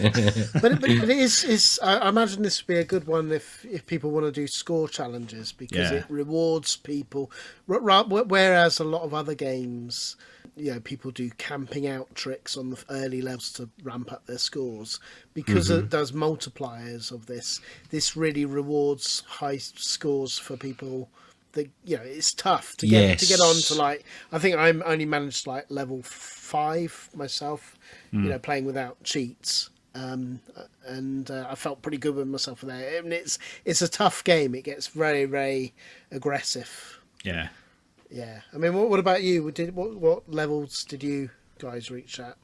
About level 5. Yeah, for me. it'd be similar as well. I gave it some time for sure, but it's tricky, and I think I just ended up almost spamming the fire button, to be honest, as I went round the maze. Yes, yeah, because it's good fun. Yeah. But if this was an arcade club, I think this would be one of these games where everyone hung around and become potential game of the weekend. Yeah, no, I definitely agree. I mean, and it was also, although you're correct with the developer, Dittrix Textile, it's people might know it's published by Rock-Ola, which I've come to discover actually. Rock-Ola are really, really good.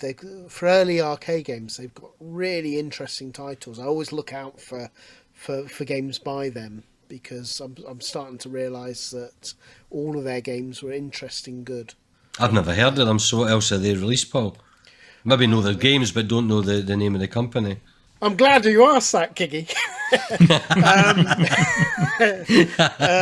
Because they've done games like Jump Bug, Nibbler, Warp and Warp. Do you remember we covered that one? Yeah. Armour Attack, Fantasy. They're just really interesting. All of those games, I probably would have guessed about Nibbler, because Nibbler's a very similar graphical style to this as well. Yeah, actually. Absolutely. Now that you say that. Of course. Yeah. Yeah. But they're one of the ones that people don't often think about, because they only did the early days of arcade games. They tend to get forgotten about. But all those games are really, really good. I think as well at Galloping Ghost, they tend to sort of group their arcade machines quite often, either by type, it felt like it anyway, by type or by developer, that type of thing. So I think some of the ones that you mentioned there were nearby actually. Nibbler for sure was definitely near this arcade machine of ours. Definitely got to make my way to our Galloping Ghost one time. It would be fun. Yeah. To see all these hidden gems. Cool.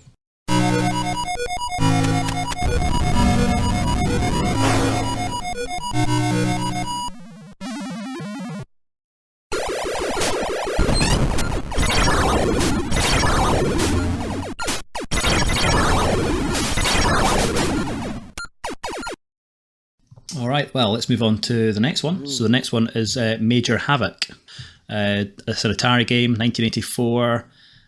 Something I had never seen before, which is strange because, as Kingy pointed out, this was actually part of the Atari 50 collection, and it flew past me. But I was amazed when I saw this. I thought, this can't have been 1984. This must have been, And technically it's November 83. I mean, it's right on the cusp. It's right on the cusp. And I'm thinking to myself when I saw this, vector graphics, wireframed, really colourful, really bright, and it's kind of this weird kind of fixed shooter. Then it's a platform game, and it's got a lunar lander sequence in there, and then it's also got, oddly, in the right hand side at some of the stage, you've got a little Arkanoid game you can play as well. It was just like, kind of didn't know maybe what it was, but when I saw this, I was like, this must be a new game. But so stood there, the cabinet, it's a really interesting cabinet as well. Don't think there was many of these made initially either. I think from a little bit of research I did in here, they made only 300 cabinets were made originally, and it's a really weird, interesting control system as well. So you've got a fire and jump button, you've got a shield button, which you can only use once in a level, and then you've got your move, which is kind of a left to right only rollerball, which was quite different. Now apparently, it's a cylindrical thing, isn't it? That is, yeah. Yeah, I think from what I read as well, there was a conversion kit for the Tempest machines. So once people had their fill with a Tempest machine, you could basically get the kit for Major Havoc and put their stuff in there and use the spinner as your control instead. So, but yeah, so many nice little touches in here. I found it very difficult to play actually emulating it. Thankfully, the Atari 50 collection have kind of tweaked the controls. Job, doesn't it? Yeah, much improved. Playing it on MAME is really difficult. It's tough. And the Atari 50 And I think you'll see that. So the video footage that I've done for some of this, it was done on MAME, so that's why I die all the time. Honest. And then we had our conversation, and then he recorded more footage of me not dying all the time.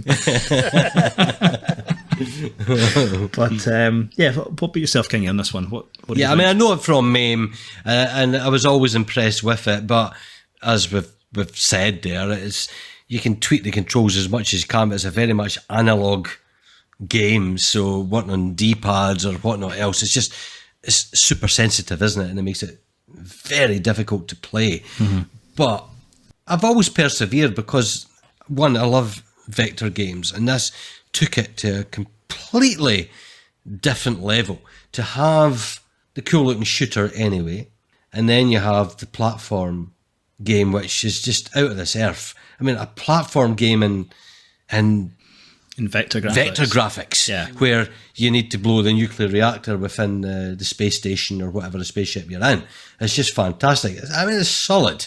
There's things that just will kill you.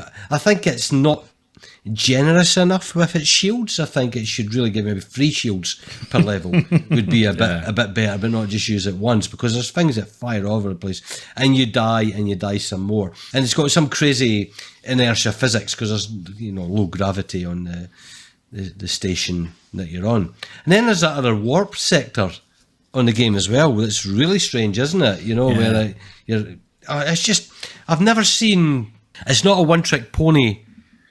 Like every other vector game, apart from Star Wars, really stands out as a huge achievement in vector games for me, like Empire Strikes Back as well. Yeah. Tempest, clearly loved, but we're so used to your Star Castles and your, Asteroids, Lunar Lander. We've played them all. We know the games we're on about here. Yeah. This with all its colour, not an overlay, because it's not an overlay in this, is it? It's actual colour. No, it's colour. Yeah, it's wonderful. It's beautiful to look. I would absolutely love to see this in the real world, but with the limitation, the limited release of the cabinets, I should be so lucky unless I go to Galloping Ghost. But yeah, I love it. It's really good. Yeah, I think when I first saw it, I just thought it was the fixed shooter, so it's almost like a 3D vector style. You've got your ship at the top and you're shooting all the baddies as they're coming down, and the graphics were just amazing. The popping colours everywhere as all the little explosions were awesome, and I just thought that was the game. and then I got to the bit where I was like, oh, what's happened here? And then there was a little character, and I'm now inside a space station. Like you say, you got to run through there, get to the reactor to set it off, and then escape back the way you came. It gets more involving as well, Al, because later levels there's keys to get to open the doors. Yep, exactly. And that's bloody hard. I love when you get back to your ship to escape. That's a great animation sequence. It just zooms off and then it zooms out from the ship and it just explodes. I mean, how is the audio in the arcade version then? Because obviously they would put, like the Atari games, not Atari games. Who released this again? Sorry, it was Atari. It was Atari. It was like, let's start again. That's what I was on the Atari. Brain fart. No, that's Keep that in now. I was just thinking of subwoofer-like things when the Death Star explodes in Star Wars Arcade, right? And I was thinking, does this have equal things? That doesn't put across at home because you don't have that, bespoke audio system that maximizes the audio. The sound was good for sure. I don't think I got a feeling if it had a subwoofer and there was like that extra level of depth for sound, but I was blown away by the graphics, to be honest, and the gameplay and just the visuals were just like, oh, this is smart. That's good. And what about yourself, Paul? Yeah, I mean, I've sort of known it from MAME. I've never been lucky enough to play the original arcade machine. But yeah, really good. I mean, it's got amazing animation on the run and a great feeling of like zero gravity, isn't it? Yeah. Or low gravity as you sort of like jump your way through the levels. And the shooting sections, it's got the variety. You know, it's probably got the most variety of any vector game. That's right. Released, and good job throughout, really. And of course, you know, this had Owen Rubin, who worked on it. He's did a lot of the early ones like Gravatar, and did Battlezone and things like that. And of course, Mark Cerny, he came in halfway through. He did some of the Space Wave shooting sections, Right. And of course, Mark Cerny's he's a big name in the industry for Sony, and obviously did Marble Madness, and still, you know, helping Sony to produce many games today. So, you know, big titans of the industry. But yeah, I mean, this is a great one. But I'm kind of glad that you mentioned this one, because it got me playing on the Atari 50th anniversary again. Yeah. I was amazed that I hadn't seen it.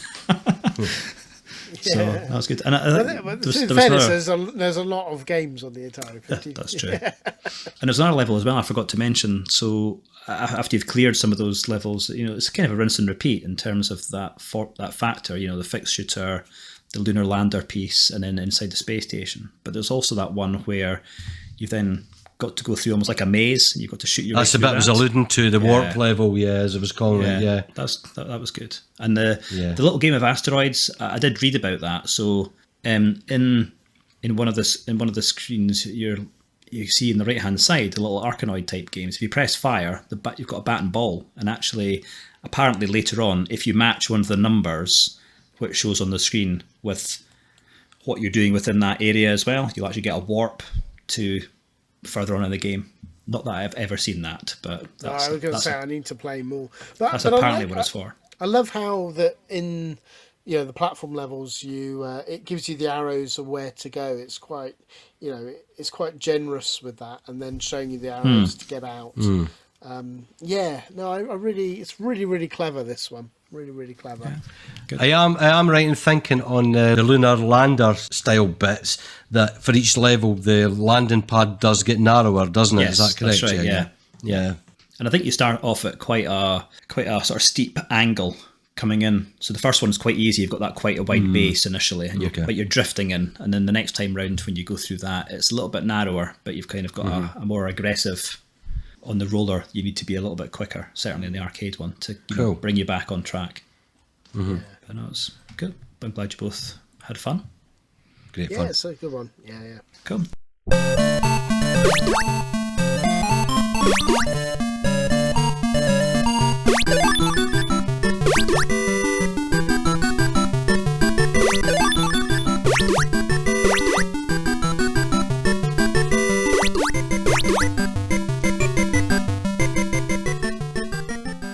Let's move on to the next one, which is Pandora's Palace.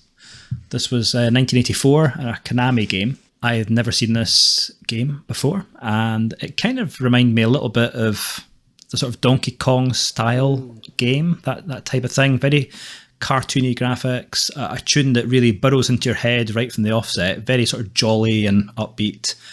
It looks like a little Greek character in his toga, and you have to make your way from the top left down a bunch of platforms to the bottom right-hand side of the screen. There are various platforms in the way, ladders and columns you can climb down, moving platforms, and then there's a bunch of enemies which will come from the bottom right and will drift up the levels.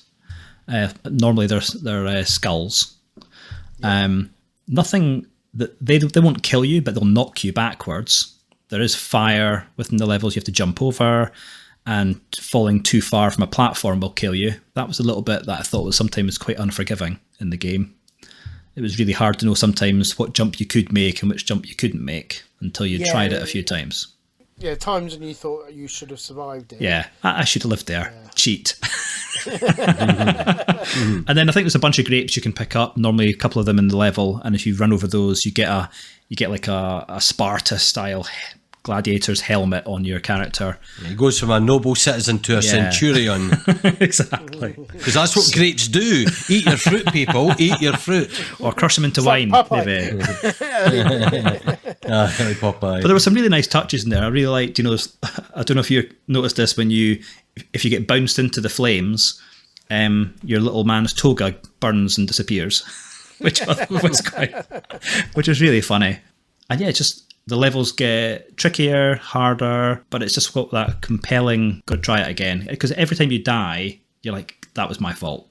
I should have not done that. I should have jumped over this, or I should have gone this jump. I should have done something differently. So you kind of know it's your own fault. So I thought it was a really fun little platformer. What about yourself, Paul? I'll come to you this time first. Yeah, I mean, this is another one that I've seen, but not really spent the time with. And I really, really liked it.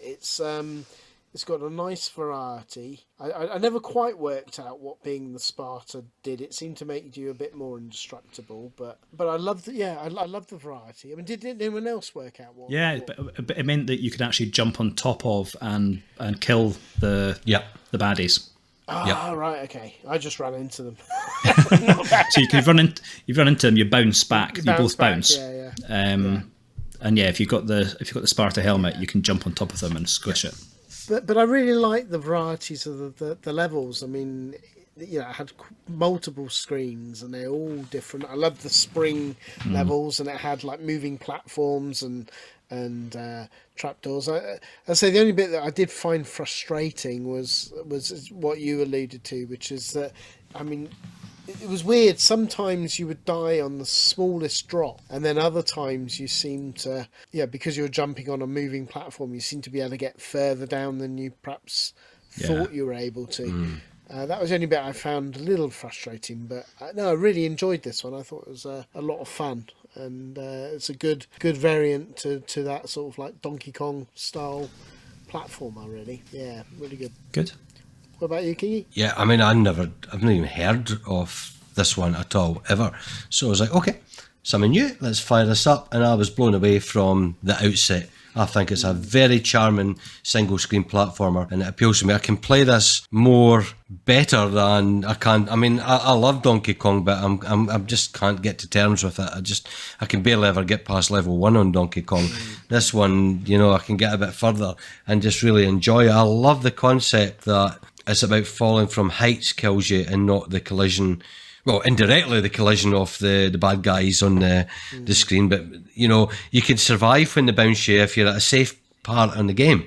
But what is more charming, like both of you guys have said, is each level is distinctly different. I mean, level 1 introduces you to the concept. Then you've got those springy elevators on level 2. Oh my God, they're a pain in the bum, aren't they? And then there's the platforms that are on a pivot that, collapse down and go up again, so it's all about timing. I just adore this. And I think the time length on being the Centurion when you get the grapes is reasonable. The game is completable within the power-ups it gives you if you play the game right. It's just about learning the mechanics, and you don't get, like you're saying, that one more go, like you were saying, Al, and you blame yourself on the mistakes you make that you know that you can do better on the next go. Probably not, maybe it takes 5 or 6, but you start to understand what the game's about, and I've really and thoroughly enjoyed this. This is and I'm going to go back to this, another game yet that I wish this existed in Arcade Club, because I'd be right over this, playing this. Definitely. This should be a high score challenge game with a Discord lot, this one for sure. And if no one, out of all the games, and if you're only going to play one game from this episode, I'm going to say it's this one you need to play. Yeah, for unique ones, Yeah. Something. So you're right, most people don't know this one at all.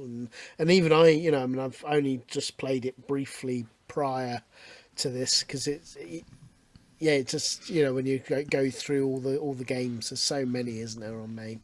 So it was nice, really good choice. Good, excellent choice. Glad you both enjoyed it.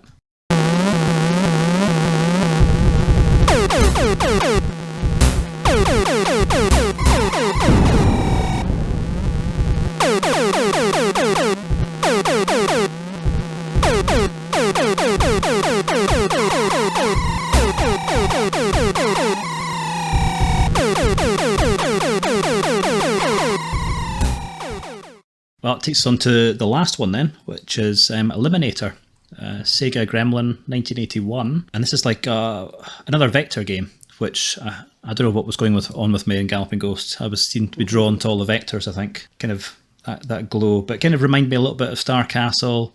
Again, really cool vector graphics and sound effects. And quite a simple mechanic to the game, really. So you're in a little ship, there's 2 or 3 other baddie enemies coming around, and then there's a huge kind of like space station type thing in the middle. And it's got a small little funnel to the reactor in the middle. And you basically have to fire off a little bit like Star Wars, that perfect shot right down the middle of that tunnel and blow it up. And then you just rinse and repeat that level after level after level. But it's not as straightforward as that, because obviously you have enemy ships on the go as well. Now you can't shoot them and blow them up, but what you can do is either bump into them or shoot them and they will bounce.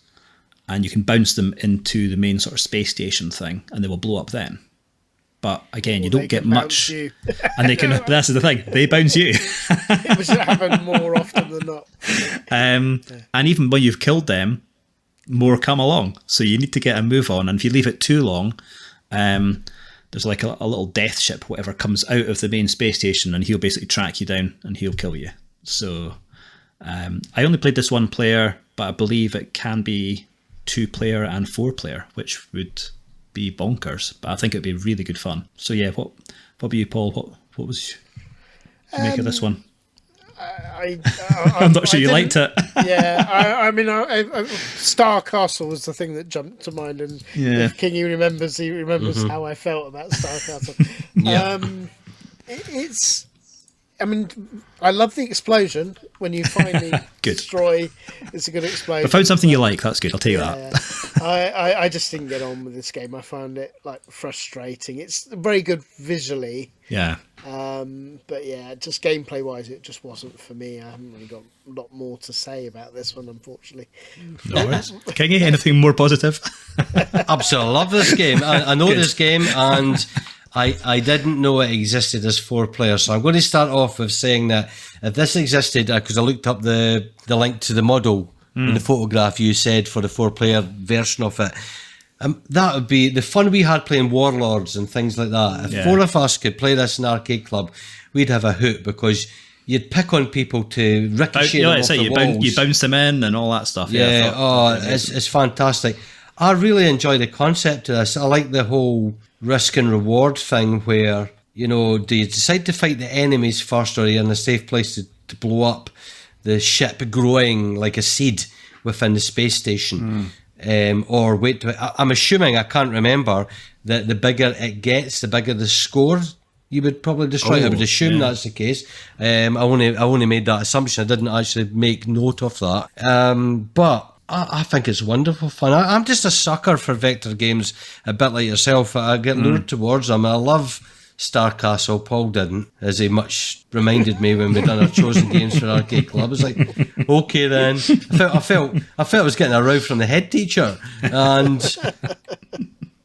no, don't listen to him. This game is fantastic. What surprises me is, why is the space station thing irregular and jaggy shaped like it is, rather than just a perfect circle, which could have been done? Does it just make, because there's rough bits that you could by chance bounce against and hit, rather than a perfect sphere? Probably. It's quite ugly. Bits. It's quite ugly with the jaggy bits, but it is incredible fun. And I think I've never played it in even 2-player mode. No. So I think it will come into its own in multiplayer. But even as a single player game, fire it up and just get used to the typical inertia of a space game, first of all. And, you know, enjoy the slight different. Yeah, there's Star Castle elements. You've got to get to the core and blast it up, but it's slightly different. Really good, really compelling, and not a good choice, mate. Yeah, cool. Glad you liked.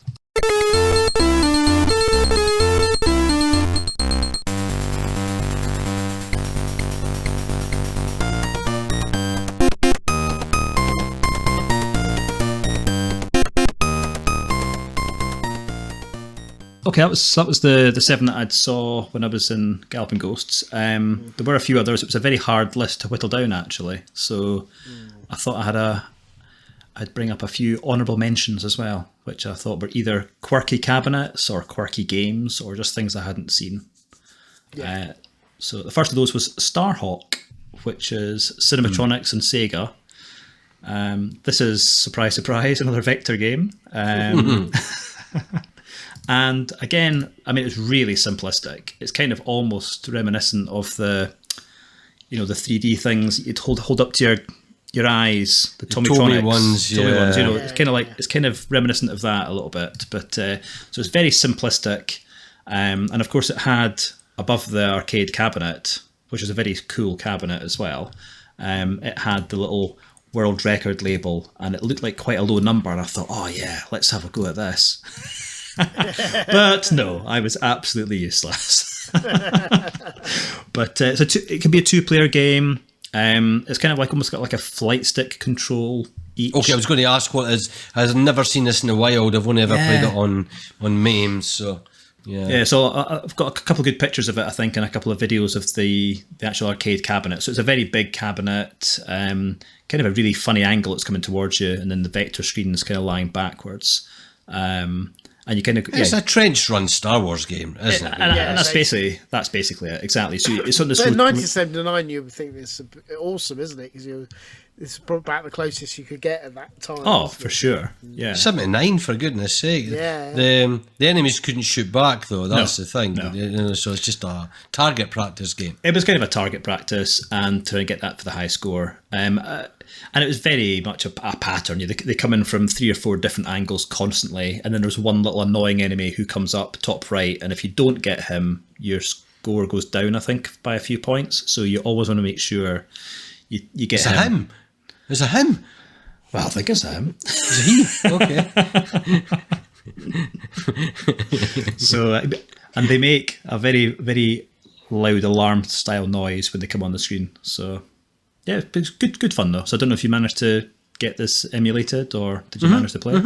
Yeah, it's a bit hypersensitive with your controller on MAME, but it works and it's fine. It's all right. Yeah. Early doors thing. Yeah, for what it is, it's as you say, it's very simplistic.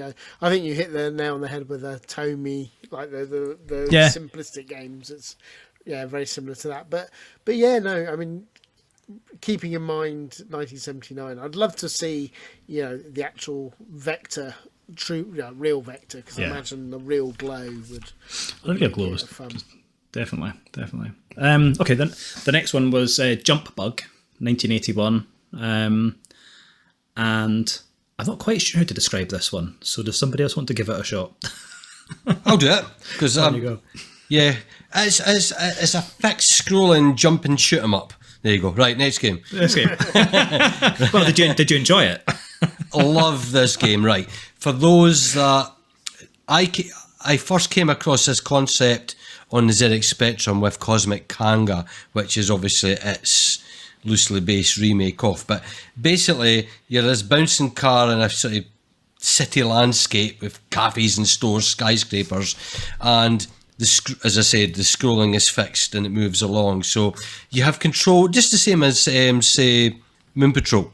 In that way, that you have control over the jumping and the inertia of the vehicle within the constraints of the controller scrolling, but the idea is to evade or shoot and collect as you go along. I think it's absolutely charming, and it is representative of games of that early 80s period from 1981. It's a great little title, good little sort of high score challenge game, to be honest. And I adore this. It's got those kind of visuals that the BBC Micro was able to muster up. Yeah. That's kind of what it looks like if people want a kind of visual representation red car of it. With yellow wheels, and I love that how the wheels squish down as you bounce. And, because you got cartoony. Because you've got an element of control, haven't you? I mean, although it's to the right, it's constantly scrolling to the right. You can within the confinements of that, yeah, just like Moon Patrol, yeah, absolutely, yeah, and it's good that way. And I think once you get the hang of it, you want to jump closer to the right of the screen to avoid, because things are all over the place that want to kill you, so things zoom in, and it's just... There's nothing wrong with Jump Bug at all. It's a classic... It's another Rock-Ola game, you see? Yeah, that's weird. That company is not on my vocabulary. I had never heard of, but I've played their games. Yeah. There you go. Cool. So a good one. It's a good one. Okay. The next one was Stalker. 1984, Bally Sente. Now, Mictor's ears maybe... They probably will have up here. pricked up here, yeah, probably. Yeah. So sorry, it's not Stroker, it's Stalker. CK. This is a fun little overhead style. You're driving a car, so yeah, it's a steering wheel, high-low gear, accelerator, brake type thing on the arcade machine. Again, looked like it was an original cab, and it was really hard to emulate. I found on MAME you couldn't stop, so you have to follow the route of a road. You can take shortcuts. There are police cars out there as well. Maybe a little bit reminiscent of APB as well. That's what I was thinking. There's an APB vibe going on there. Yeah, a little bit. So if you bump into a police car, they'll stop you and you get ticketed, and that basically consumes time. You lose a bit of fuel, and there's garages plotted along the route as well. So you have to stop at gas stations, as they've called them, and you've got to stop there to get filled up. But I couldn't find it on MAME how to actually stop, so I ended up driving in circles going through the gas station ultimately, like an idiot. So, but really good fun though in the arcade, and quite a sort of earwig type tune as well. I think that played along with it. Cool. Looks fun. I've never played this. I'm going to fire it up. And I had a quick go on it. It's to say I love the idea of it. I mean, the full name is Stalker Drive All the Way from Coast to Coast, and I love how it's not open world, but you can sort of go back to the previous screens, and it's just sort of very open ended, isn't it? And there's nice variety as you sort of play through to that progression of the coast. But I would love to have seen a home port on the Spectrum or something like that, or the C64 of this. It would have been a really fun game, because I think it lends itself more to a home. I'd love to see an indie game of this actually, with a bit more nuances. I think it's a great idea. This game. I mean, it's obviously got this sort of some super sprint elements to it, meets APB, but I love the idea that it's a sort of flick screen where it's not scrolling and it's not just one single track. It looks fantastic. Yeah, and that's the thing. You go off one screen because you think it looks like, this maybe is a shortcut up here, and you go off it, and then you suddenly realise, well, that was the wrong way to go, and you can come back again where you were. That type of thing. So cool. Cool. Good one. What do we have next? So next we had Red Baron, 1981. I think I more picked this again because it was Vector. No, but I get that, because the thing is, you don't see that very often. You don't see it, and it's things you can only really experience in the arcade, isn't it? Yeah, definitely. And I'd say the frame rate's not the best, but the arcade itself was quite cool. So again, there'll be a picture of that showing, hopefully, on the video version, and it looks like you're in the cockpit, basically, of the red. We've got the logo at the top there, Red Baron. We've got the German signs up there. We've got the two guns aiming in towards the CRT as well. You've got your flight control stick and your fire button. Again, it's all Vector 3D wireframed. The frame rate's not the best, but it was fairly enjoyable, and even emulated getting MAME, it was pretty good fun, I thought.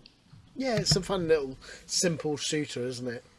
And, I think this was the game that Sid Meier, that went on to do all the flight sim games. Mm-hmm. This was the one that inspired him to actually do flight sim games, because he knew that he could probably recreate this and more, on home computers. Yeah.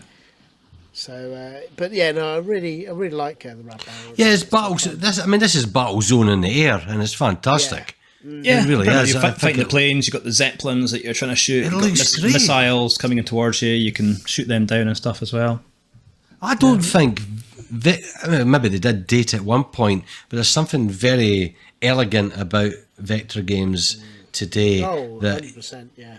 Yeah, I mean, if someone released a modern Vectrex, some startup, and we're going to release so many games a month, you've got the play date and whatever else, and the vector date, and it's vector only games, I'd be all over that, absolutely.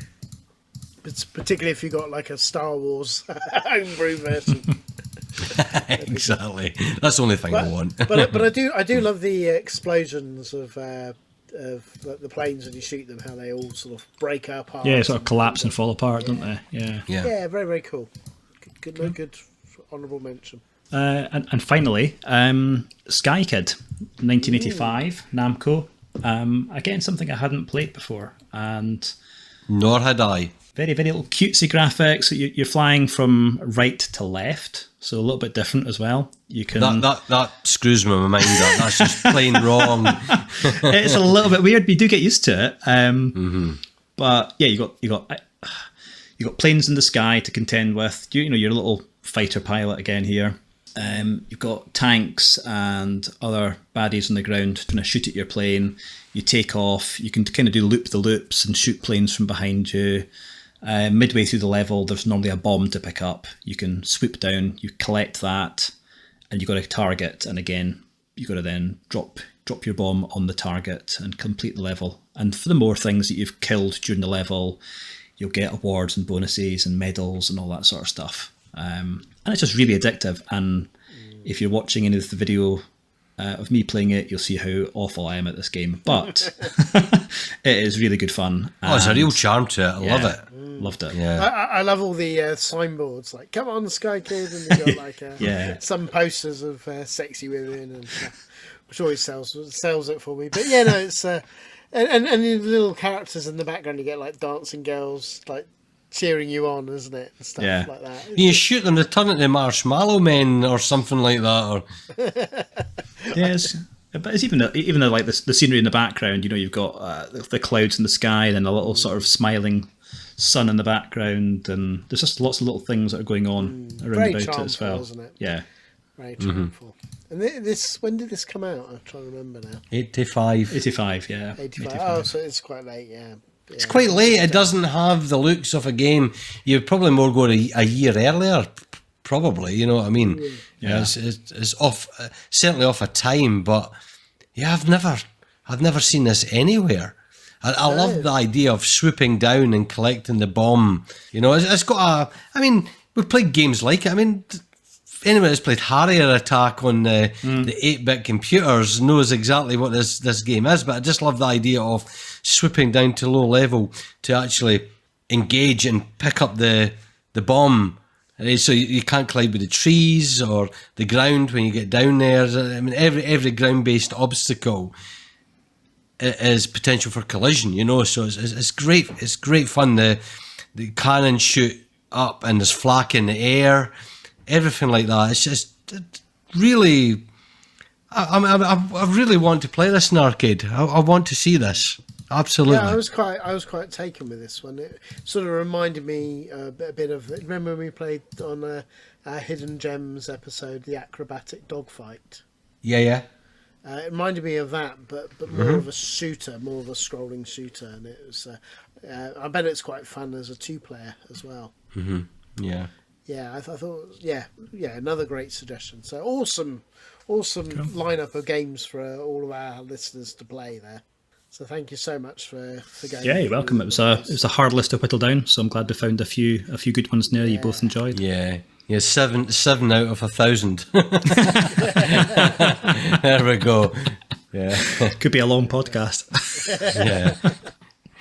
Part 1, part 2, If only. It's good. Well, thanks for doing that one with us, Al. It's good to hear about Galloping Ghost. Welcome to the team. Thank you very much. Thanks for having me.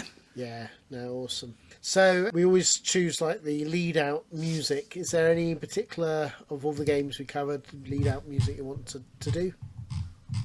Oh, wow. Put you on the spot there, haven't I? There's a question. Maybe we could Dynamite put... Dux. Anything you want. Dynamite Dux. Dynamite Dux. Let's go for Dynamite Dux then. No, you can choose whatever you want.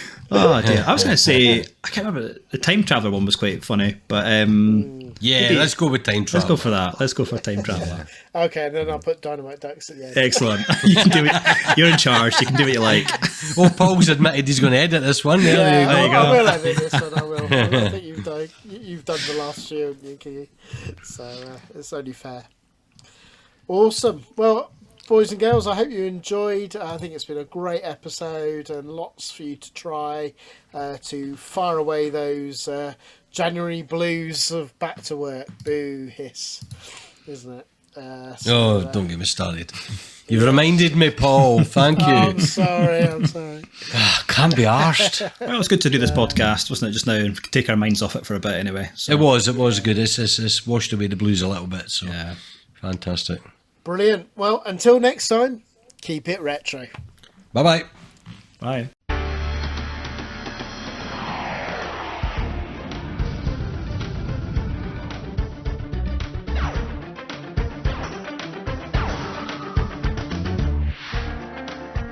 Greetings.